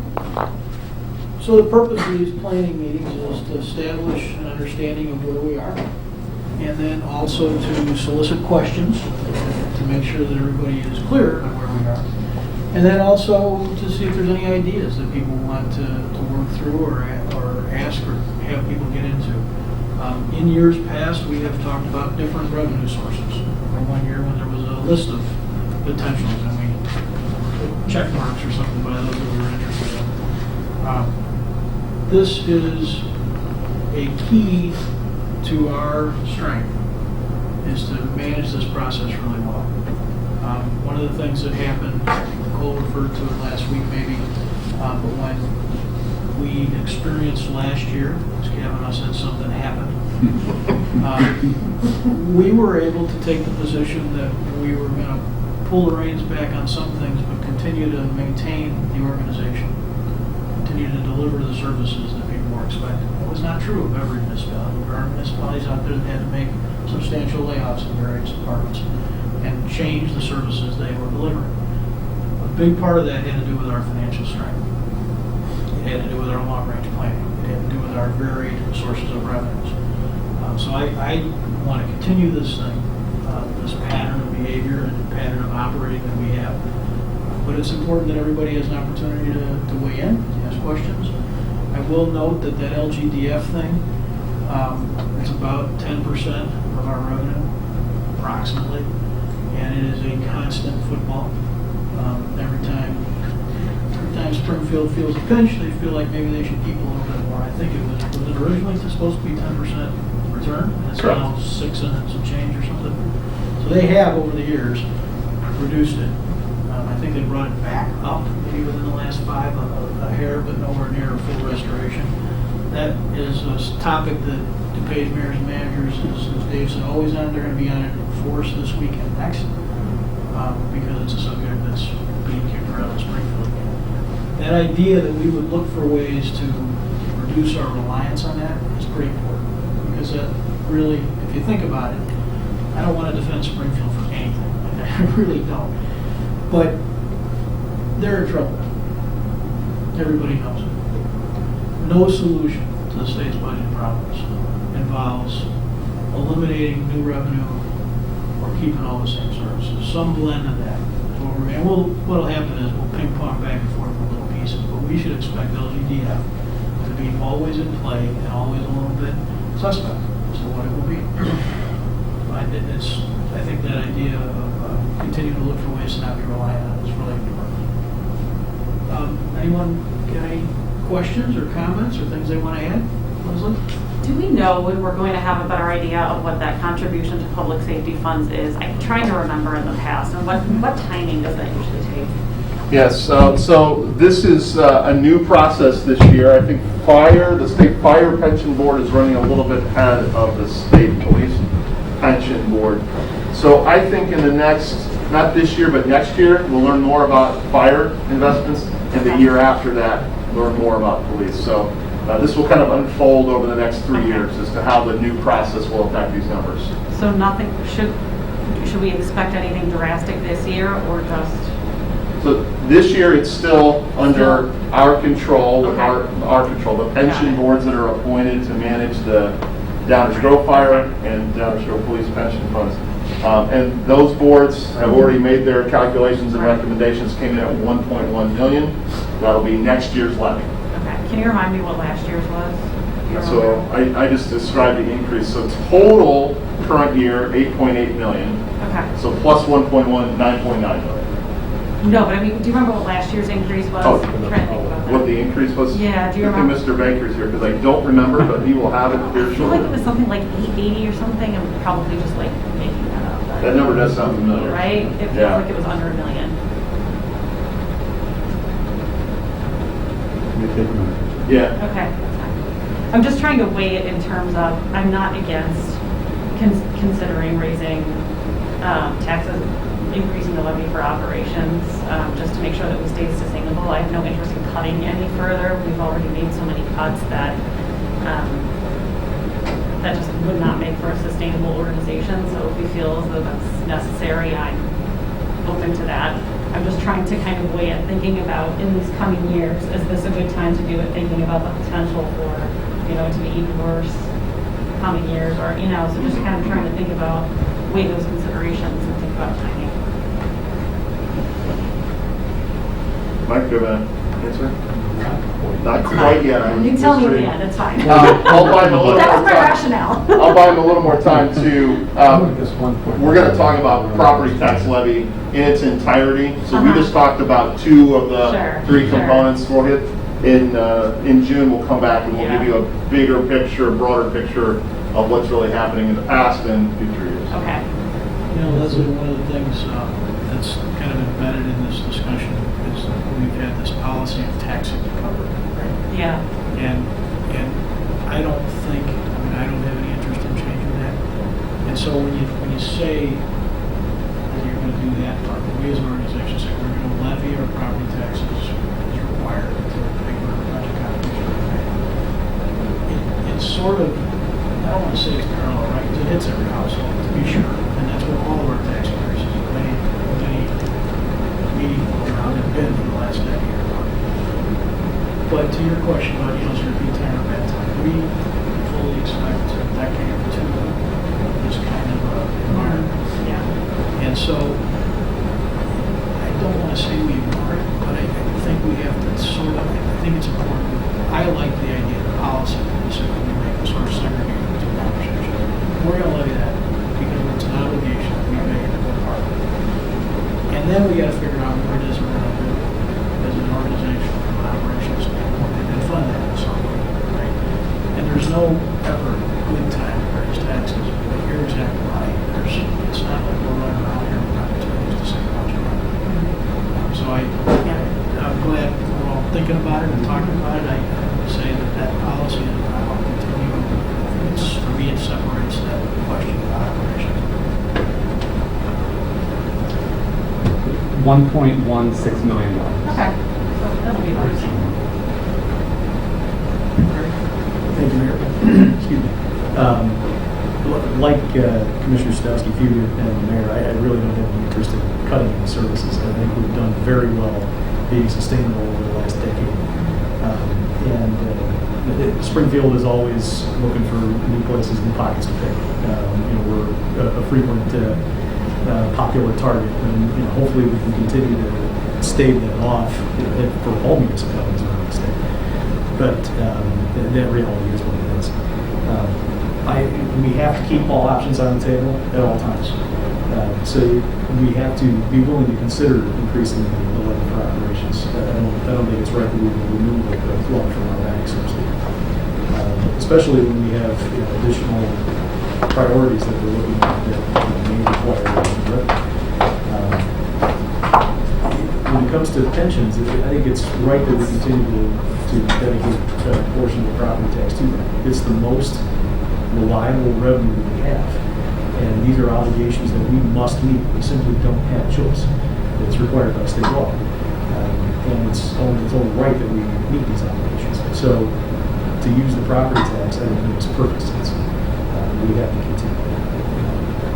In connection with the running of the pension funds, Dave, and I wouldn't expect you to have this number right now, but what is the assumed rate of return on the fire and police pension funds right now? Because my recollection is over the period of the last probably 3-4 years that they've made several adjustments to them, reductions, that kind of, while it involves some temporary pain, give you comfort in terms of what the state boards might do. Because if we're already at a reasonable number, there's probably a lot of other municipalities out there jacking their assumed rate of return up just so they can feel better about themselves. And they could be in for a world of hurt, whereas I think that we should be in fairly decent shape. I don't know if I can put Mike on the spot for that. I don't know if I talk long enough. What we'll do is we'll give the council that number at our next meeting. I think your point is well taken, and staff would agree that the rate of return assumption is carefully considered by each of our pension boards, both of them individually, well thought out, and our returns are consistent with the rate of return assumptions that are in those models, which are the exact numbers. But once it moves to Springfield, it's a new set of rates, right? So, and we don't have information on what we expect those to be yet, right?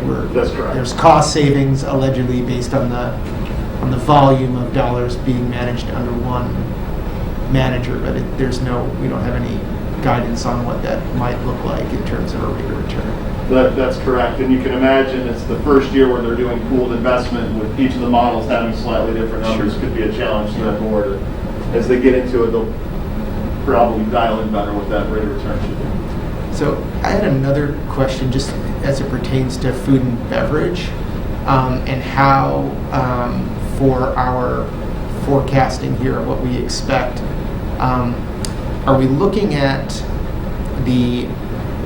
because I think the pandemic drove a lot of that, right? The increase was important at a time that then there was a lot of sort of, I think, delivery and that kind of thing. But are we expecting to see that stay the same, or are we looking at the models if that starts to fall off again? We're looking at 4% a year growth in the base. That's a number that when you look back multiple years, 4% of the base of food and beverage sales in our village. That's the number that we're projecting going forward. And then the village council increased the rates earlier, effective March this year. So that 4% a year is expected. Okay. Just one more question. You mentioned continuing the cost control measures. Aside from staff reduction, is there anything that we've thought about in terms of what would be significant enough to have an impact? Yes, it's really all in, well, first of all, the staff reductions over the years have been the number one driver of bending that cost curve, which makes sense, right? We are a customer service organization, 75%, 76% of our costs are costs related to people. I think we've reached about the end of our ability to do that on a sustainable basis. We've got 20% of our staff over the last decade. The continuing set of savings really has to do with using technology to create efficiencies in some of our contractual services, the way we operate our fleet, the way we contract out for review services and community development. I expect that we'll have some process improvements driven by our ERP system replacement, efficiencies that allow us to interact with customers remotely, those types of things. But those things are really slightly bending the cost curve and don't have as dramatic an impact as the staff reductions. You know, a big emphasis for the village for years has been economic development, and I think we're blessed with that. Do we track, and I know it's not additional revenue to us, it just spreads the tax base and has the impact of lowering the tax burden for everyone else, but do we have a way of tracking these various projects that are online and the real estate tax value has increased and how much that's introducing into the growth of our revenue? EAV growth. EAV growth. So yes, we do, and in fact, we just introduced that measure in last year's budget message. So the budget message that came out for the FY21, if you look in there, you'll see that we're tracking how the EAV growth relates to our levy amount and whether that results in a predictable and steady rates. You'll find that the EAV growth has kept pace with the increase in the public safety pension percentage increase. That rate has been relatively stable over the last handful of years. Village rate is somewhere between 0.56 and 0.58. So depending on which one changes more, but it's been about in that band for the whole time. That's why it's so much emphasis at our partners at the EDC on commercial property tax base.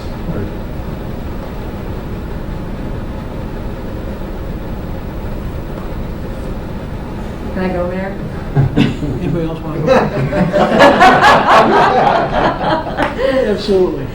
Thank you so much. Again, I really appreciate all the work that staff has put into this. It's, we sit here and we look at these whiteboards and there's an incredible amount of information every single time. The one thing two things I wanted to mention. One, I also have, like some of my colleagues, have no interest in reducing service levels. That's been my stance ever since I've been on council, and that hasn't really changed. After our, we all have individual meetings and prep for these, and that bullet point, consider increasing levy for operations. And I sat in my meeting and I was like, yeah, okay, all right. And then I thought about it more as the week went on, and I thought about how COVID has affected so many people in our community. And when I look at that bullet point, I just want us to be really considerate of the impact financially that this entire pandemic has had on everyone in our town in one way or another. What I guess I'm hoping, and my comment is going to be a little bit of have my cake and eat it too, and so I know that this is not a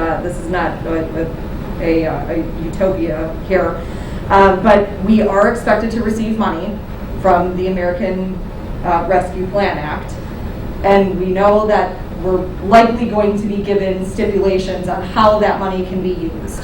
And so I guess my hope is that given those stipulations, that we are somehow able to essentially maybe move some money around, move some things around, so that that bullet point either goes away or is lowered substantially.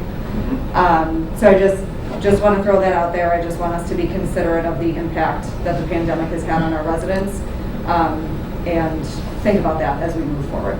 So I'll give a quick preview, because we just did receive the guidance the other day, and we will be talking about the American Rescue Plan Act and what it means for policy discussions and how these things might change late in June.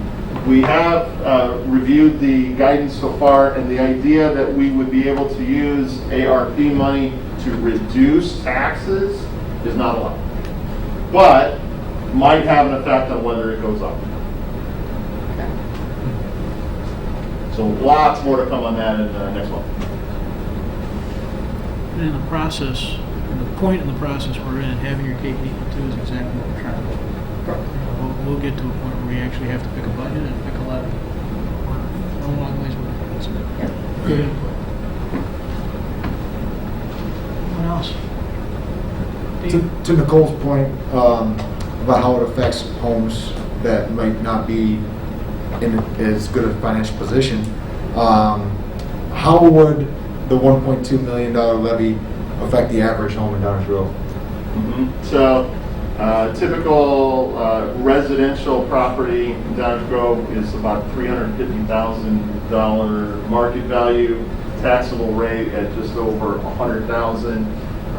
And I'm hoping Mike can pull up that budget message one more time. I think the taxes paid to the village of Downers Grove is about $750 a year, right? So this would be less than a 10% increase of the total, because we levied 15 million or so last year. If it goes up by 1.1, so who's good with math there? It says $50 to $60. What was that, Mayor? $50 to $60 out of $350,000 home. Thank you. Close enough for government work. You had to wait to use it. Yeah, I was. Had to wait to use that line. And when we get to this discussion on the total property tax levy with all components, we will show those impacts, graph them out, and show what they've been doing over time, and what we could expect as we would implement these practices. That that concern, Nicole, is real, and it really dovetails with Rich's comment as well. Sometimes folks wonder why we spend so much time on economic development related things, and that's a big part of it.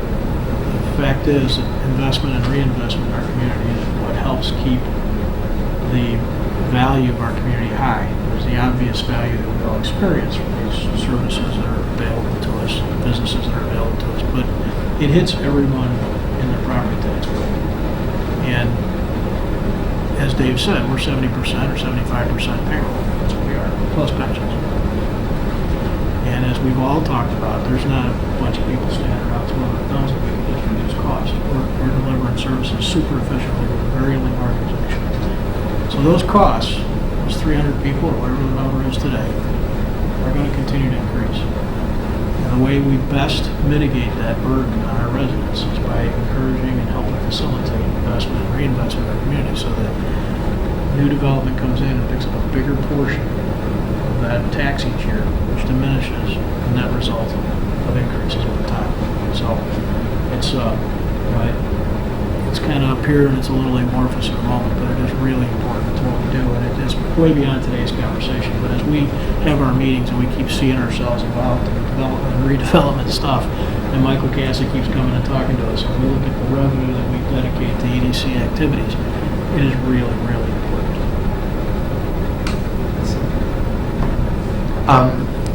So, is there a way for us to measure, or is there any metric that we use to measure the type of impact that Nicole or Commissioner Wallace is talking about? Like, is there any employment rates or anything like that that we're able to model out what that impact might be so we can make a more informed decision based on that? We certainly all know it's happening, but in terms of its numbers. Yes. Now, what that would look like will lean heavily on our partners at the EDC.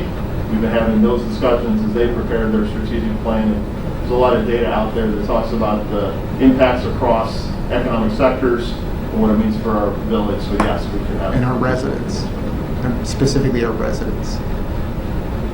I'm sure we can find some data that will help inform those specifics. It's probably a little bit of triangulation and estimation. Sure. So we've got seniors in that too, which I didn't mention. Sorry, seniors, but we've got seniors in that is that we got seniors in there as well. I don't want to forget about them, and I didn't mention them, but I want to make sure that we keep in mind fixed incomes and things of that nature. Well, Mayor Barnett, several years ago, I think you mentioned the number like 30% of our population was in that. It's old data, but at one point, and I would struggle to pick the right year, but at one point, roughly 1 in 5 households had some sort of revenue that was associated with Social Security Administration, disability or pension payments. That's not current data, but the point is, whatever it did, it didn't go to zero. And it's something to be mindful of, something to be very mindful of. The year was 2015. Is that what it was? You got a way better memory than I do. But yeah, it's important stuff to think about. Nicole raises an excellent point. Okay.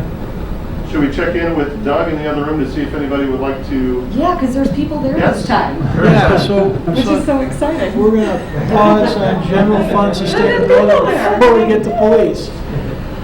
If anybody over there would like to have something to say or a question to ask, we're going to come to this. Yeah. So Doug's over there, right? So Doug's checking in with him right now. Now wave your hand at Doug. No public comment. There you go. All right. There you go. Thank you, Doug. Thank you. Mayor, if it's all right with you and the council, I'll move on to police operations. Please do. Okay. Next, as I just said, is police operations. I'll just jump right into the 2 key trends and issues that our team has identified as we're joined by our Chief of Police, Shannon Gillette. First, the Criminal Justice Reform Act of Illinois will increase administrative work and expenses. This is a new law that was passed just a couple of months ago that will become effective in phases, beginning the first phase on July 1st, so just a couple of weeks away. This is an act that will impact day-to-day operations in our police department greatly. Shannon and his leadership team and everybody in the police department is working diligently to make sure we comply with, understand all the changes, and we are accepting and supportive of the new law and the operational changes, and most importantly of the foundation, the ideas that it's built on. So that is an operations discussion, and then rightfully so, our chief, deputy chiefs, etc., are making sure that we will follow all the operational requirements of the law. For purposes of this discussion, we're talking about how that act will affect administrative work and therefore expenses as we do some financial and strategic planning.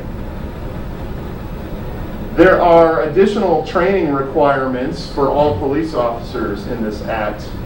And analyzing the act, we think that the training requirements for our department will increase by 35%. Increase of 35% in training.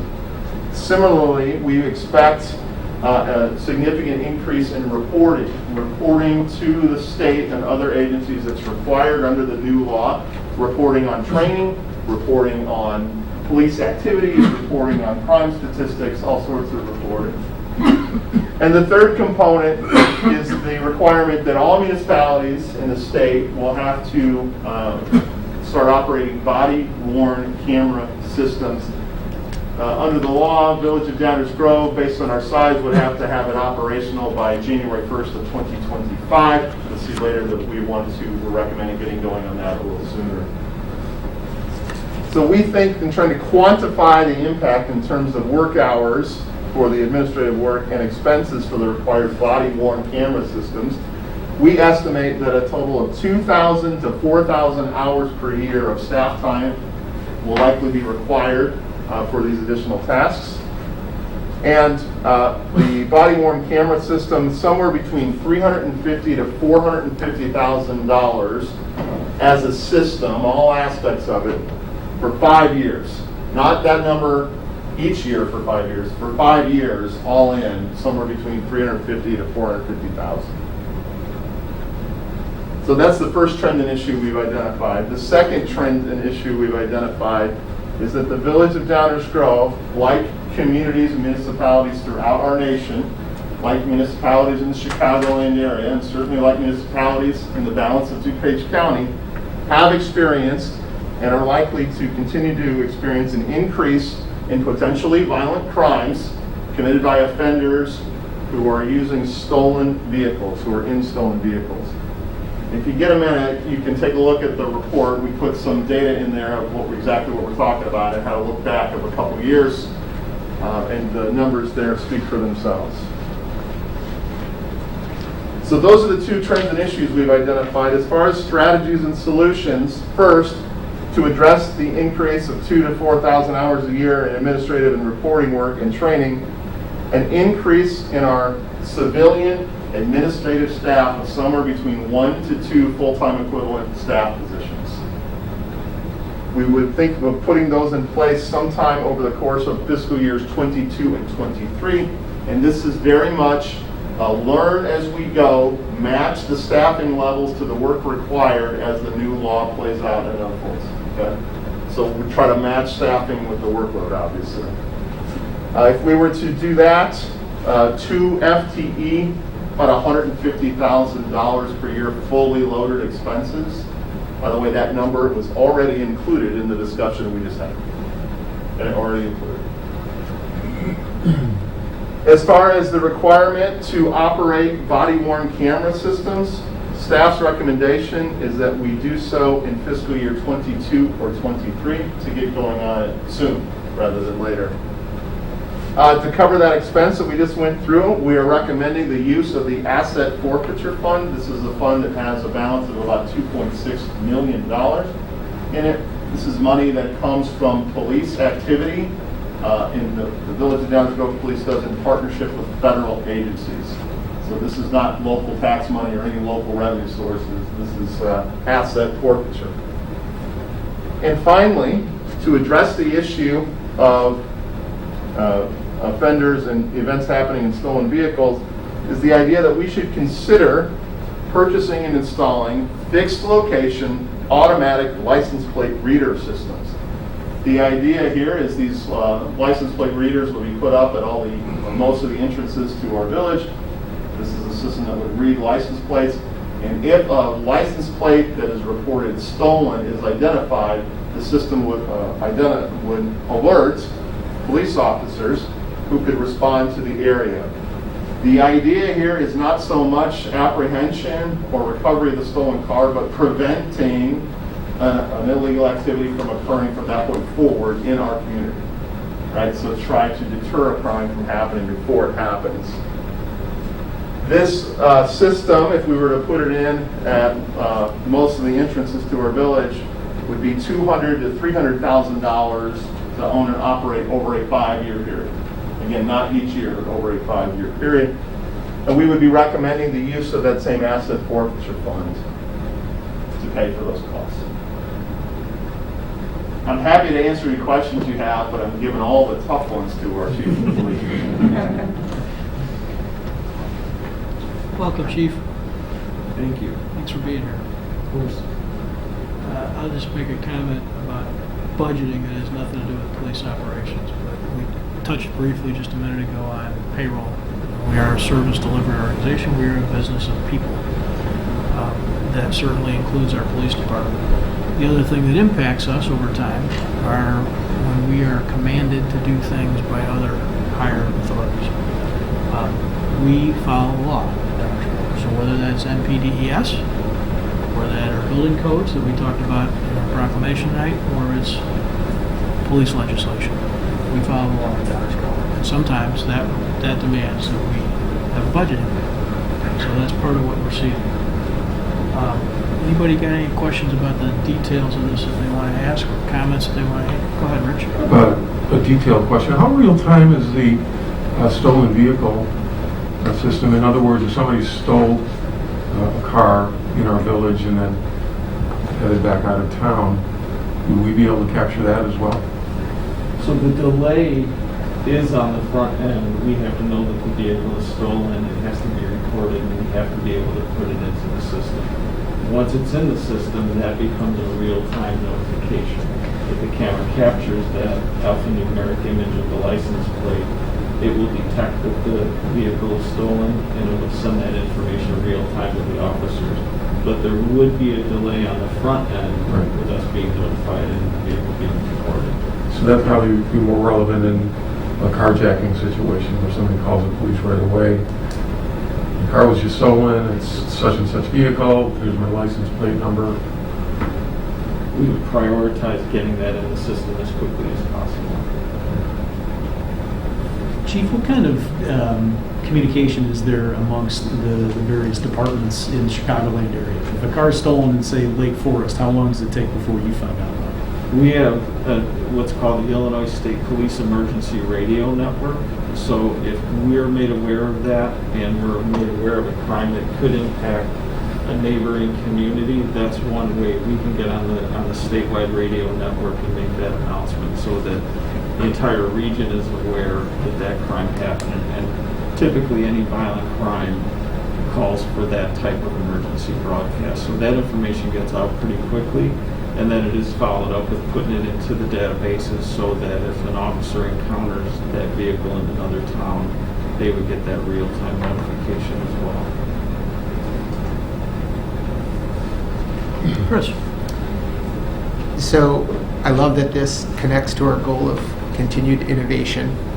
I'm curious if the system, and there's a lot of interest around this license plate camera, I think, if the system anonymizes the data and is only identifying stolen, like it's clearly taking pictures of every license plate that comes into town. Are there any privacy concerns along with that, or is there a way that, whether it's through technology or through process, that we're only flagging those stolen vehicles or only capturing that data? There are limitations that we can work with the service provider to set in the system. Okay. So the answer to that is yes. Yep. Each service provider is a little bit different in how that is programmed, but our interest is proactively identifying the stolen vehicles coming into town, and then also having valuable investigative leads should we have a violent crime that occurs, such as a carjacking in our town, to be able to get that information into the system for other agencies to be able to help us track that. The other privacy concern issue really relates to the length of time that we're retaining that data and what we're using it for on the back end. So we have policies in place because of the limited license plate recognition technology that we already use. So for instance, we've used it for parking enforcement for many years. We have retention policies in place that already limit our retention to 6 months. There's a Senate bill proposed right now that would limit it to 5 years in the state of Illinois. We're already much more limited in our retention period than that. Other service providers have their own, by their own company policy, retention periods. One of them in particular has a 30-day retention period. So whether we would like it or not, at the end of the 30 days, it would be purged. And then the other part of that is the policy component on how we're using that. And we have very strict rules in place that require it to be used only for law enforcement investigative purposes. So that's run under the umbrella of our investigations division. A member of our command staff oversees that program, the use of it, and we would certainly hold our staff accountable to use it only for those law enforcement purposes. Yeah, so that's the second part of my question, which is the other side about how robust the system could be in the case of an Amber Alert. Is that something it might be used for? Or in the case of where maybe a crime was committed a week ago and you're trying to investigatively trying to determine if someone was near a location, or to figure out that sort of evidence, is that part and parcel to how this data would also be used? It is. So law enforcement agencies have the ability to share that data with other law enforcement entities. And part of the purpose for that is that if you have a license plate of interest in a crime that you're investigating, you can share that information and get detections that occur in other towns. Part of the leveraging of this system is the sharing of that data, so that if a violent crime happens in Dahmers Grove and that car shows up in a neighboring community, that neighboring community is notifying us through the system that the car is at that location. So one of the opportunities we would have is if the council said that you support this idea as a strategy, consider this. When we bring it back, we can get into all the details of what this council would be comfortable with in terms of setting policies and how it's used, when it's used, et cetera. Because certainly those vary right now, community provider by provider, right? And one more, if I can, is it FOIA-able? License plate data in general under the Freedom of Information Act is considered personal information, so the data itself is not subject to FOIA. Got it. How our policies are administered, who we're partnering with, who we're sharing data with, that typically is subject to the Freedom of Information Act, and we have received FOIAs on those and then responded to those. But not the data itself? Correct. Thank you. Leslie?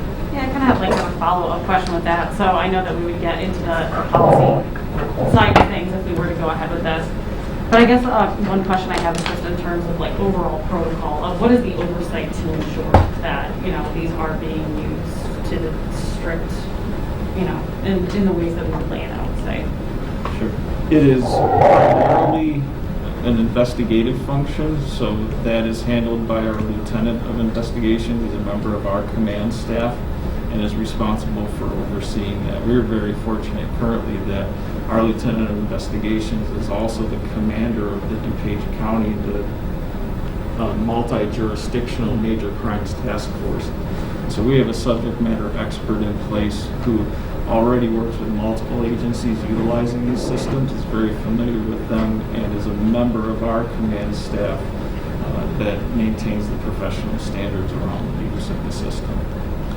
And Chief, does CALIA accreditation have any role in that, in policy review, et cetera? I don't believe so specifically to license plate readers, but I can double check that. I have one more quick question. Just out of curiosity, what do we do? What would be the protocol once that car was flagged? Can you be a little more specific? So say we do get a hit on a reader, right? And we know that they're in our community. What would we do next? What would be the protocol going forward? So this is one area where we can really increase the efficiency of the use and the deployment of our patrol staff. So the number of officers that we have in town, they can't be everywhere at once. They can't know everything that's going on at once. So they would get a real-time notification in their squad car that this vehicle has entered our jurisdiction with a location, a photograph of the vehicle, a photograph of the license plate. From there, our police officers have to follow all of the policies, procedures, and laws that are currently in place. Today, if they run a license plate and encounter a stolen vehicle, they would call for backup, they would attempt to make the vehicle stop, and they would do that based on the probable cause that they've developed. Looking at the data, verifying that what they're seeing on the computer matches to what they're seeing in the real world, and then they would attempt to make a traffic stop. And one more, I think we heard, is Hinsdale using a similar system or a system? I'm aware that they are, yes. Okay. And have we received any data or from Hinsdale or any other town on how effective this has been? I could make some inquiries and get back to you on that. In general terms, I'm aware that many agencies in this area have used it and have had success. Great. Follow up to Leslie's question. So you mentioned the goal is not to apprehend the person in the stolen vehicle. So how is it expected to deter people like these from coming to Dahmers Road? Well, certainly, if somebody is in possession of a stolen motor vehicle, we would attempt to make that stop, and if we could apprehend that offender safely, we certainly would. Unfortunately, in today's current environment, cases of fleeing and eluding have increased significantly. So there is a chance that the person, even though we initiate a traffic stop, is not going to stop for us. But if at the end of this incident or this encounter, they've left our town, we have hopefully prevented a potential violent crime from happening. Certainly, if we could apprehend those offenders, that would be ideal. If we can't, we may have prevented a violent crime that could have occurred. Rich? Yeah, I like this a lot. Just the whole idea that, we could pinpoint it's, headed westbound on Ogden Avenue and whatever kind of car. And like you said, we can't be at all places at one time. And the fact that it is a stolen vehicle, so a crime has already been committed, and the prevention. And, it's disconcerting that these numbers have increased. So anything we can do to help prevent, additional crime. And then, the State's Attorney's Office does a great job at prosecuting these individuals by collecting the right kind of data and, evidence, so that hopefully the word will get out that don't come down the road to do this stuff.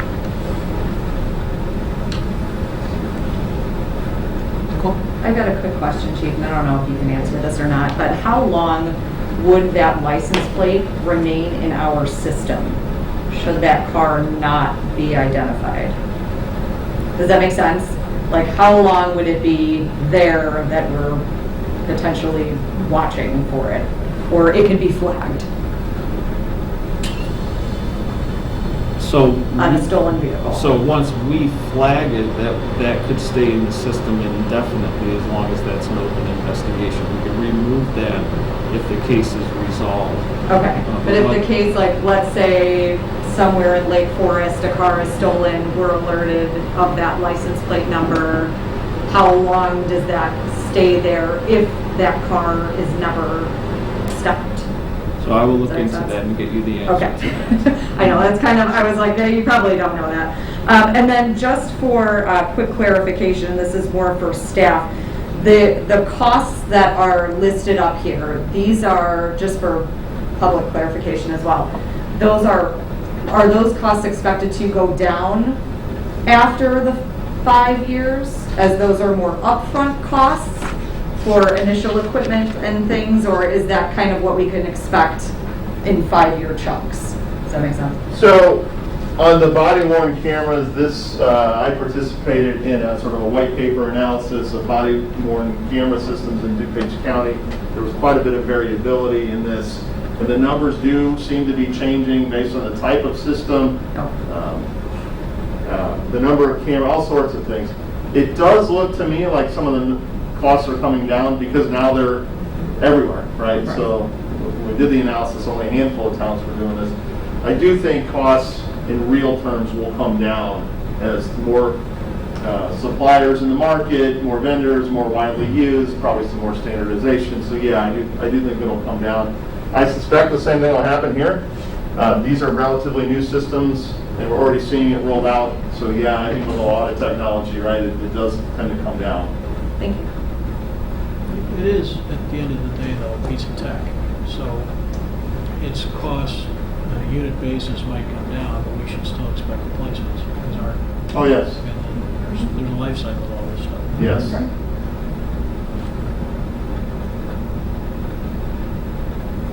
All right, you want to see if there's anybody next door, any question? But, I mean, we've done a number of questions. I thought I'd just go ahead and give you my overall view here. Number one, I think I would remove the word consider. I think we ought to go down the road with the fixed location of the license plate. It's a tool that our chief and our police department are telling us that can be used to prevent crimes in Dahmers Road. I'm all in. As far as the body cameras, I'd rather do it sooner than later. So I think the expenses are in line with what you expect to see. Using the asset forfeiture fund for both of these purchases, I think makes perfect sense. That's what that fund is there for. As far as the training, we have to comply with state law, as I said, whether you like it or not. And I think more training for our police officers is a good thing. And increasing the staff, that's necessary. It's necessary. We have to meet the requirements of that law. My only question about the increase in the administrative staff, they're administrative, but they're in the police department. Which pension fund are they going? Are they police pension or are they IMRF? They're non-sworn, so IMRF. Illinois Municipal Retirement Fund, not the pension funds we talked about earlier. Looks like a very empty room all of a sudden. Yeah, unless Doug wants to say something. Such a good crew. So it would be good to others to weigh in and what their thoughts are right now. Obviously, as Dave described, if we decide we wanted to push forward, there'd be other opportunities to define policy and define operating policy. There's a whole lot of stuff that comes after that. But in general, this premise is, if that's something that folks think is a good idea, we should say so. Anybody else want to jump in? I am too. I'm also in agreement with Greg on why is it that we are waiting till 22 or 23 to do this? We can get going a little earlier. The only reason we gave ourselves a little bit of room is we're also working on the ERP system replacement. And right now that's multiple departments, including the police and our IT staff. So it's really just a question of staff capacity on the tech side right now. But we heard the message loud and clear, both on the individual meetings and then again here tonight as policymakers. The only thing I want to throw in just to put a monkey wrench in the conversation. I think we should proceed as fast as we can on this. But our police department, like many of our departments, is smaller now than it was 10 years ago. And so one of the things that I'm interested in, and I don't really expect anybody to drop this tonight, but we are operating in a push and pull environment of expense control and service delivery. It's constantly it's a struggle back and forth. And I appreciate that everybody's got a lot of work to do, and there's a lot of work right there just to get that stuff accomplished, plus the regular day-in, day-out policing. But in the position of policymaker and looking at 2 or 3 year windows and thinking about budgeting that's coming up, I would be interested in if there were other things that the police department felt like they should be doing or that they wish they were doing. I kind of wish for that from all of our departments. They many times would not be something we could do or we would choose to do. But sometimes I feel a little bit like we don't ask that question enough. We tell everybody to find a way to keep doing what you're doing and do it a little better and do it a little cheaper. And that I appreciate the good work that everybody's done for a decade on that. This lean concept is way more than, I mean, the big dollars certainly are in the head count, but it's way more than that. Look at the efforts at lean from an operational standpoint across our departments. They're measured in the hundreds of thousands, if not millions of dollars over the next decade. And that's awesome work. But I'd like to know if somebody that was a professional thought we were missing an opportunity. So the good news is, while this council doesn't ask it to me a lot, I ask it to our department heads all the time. And the product you see is a lot of stuff you don't see. There's shifting of resources constantly. There's addition of resources in certain places. They get shifted at the staff level to meet the policy outcomes. So if you look really carefully at our budget, you'll see increases, decreases, et cetera. And a lot of the ideas capture some efficiencies and savings in some areas and then move them into other areas. Sometimes this manifests itself in major policy decisions like the stormwater utility. Remember, that was started with, hey, engineers on our staff team, is there an issue here? What would you like to see? And how would you like to, so we have examples, and a lot of the innovation, the culture of innovation that we come up with, some of it I don't even see. The department heads know, they move, they innovate. So we're constantly asking, and that does show up in a lot of budgeting efforts. Anyone else? And there's nobody left next door, I assume? All right. Dave, you got questions for us? Any additional things? You know, Nicole reminds me that I end every meeting with saying, we have great policy directions tonight, so we have great policy directions. Yeah. So thank you. We're good, and we'll look forward to our next set of meetings. Thank you, man. All right, can we get a motion to adjourn? Move to adjourn. Second. All those in favor say aye. Aye. Opposed? We are adjourned. Thank you, and good night.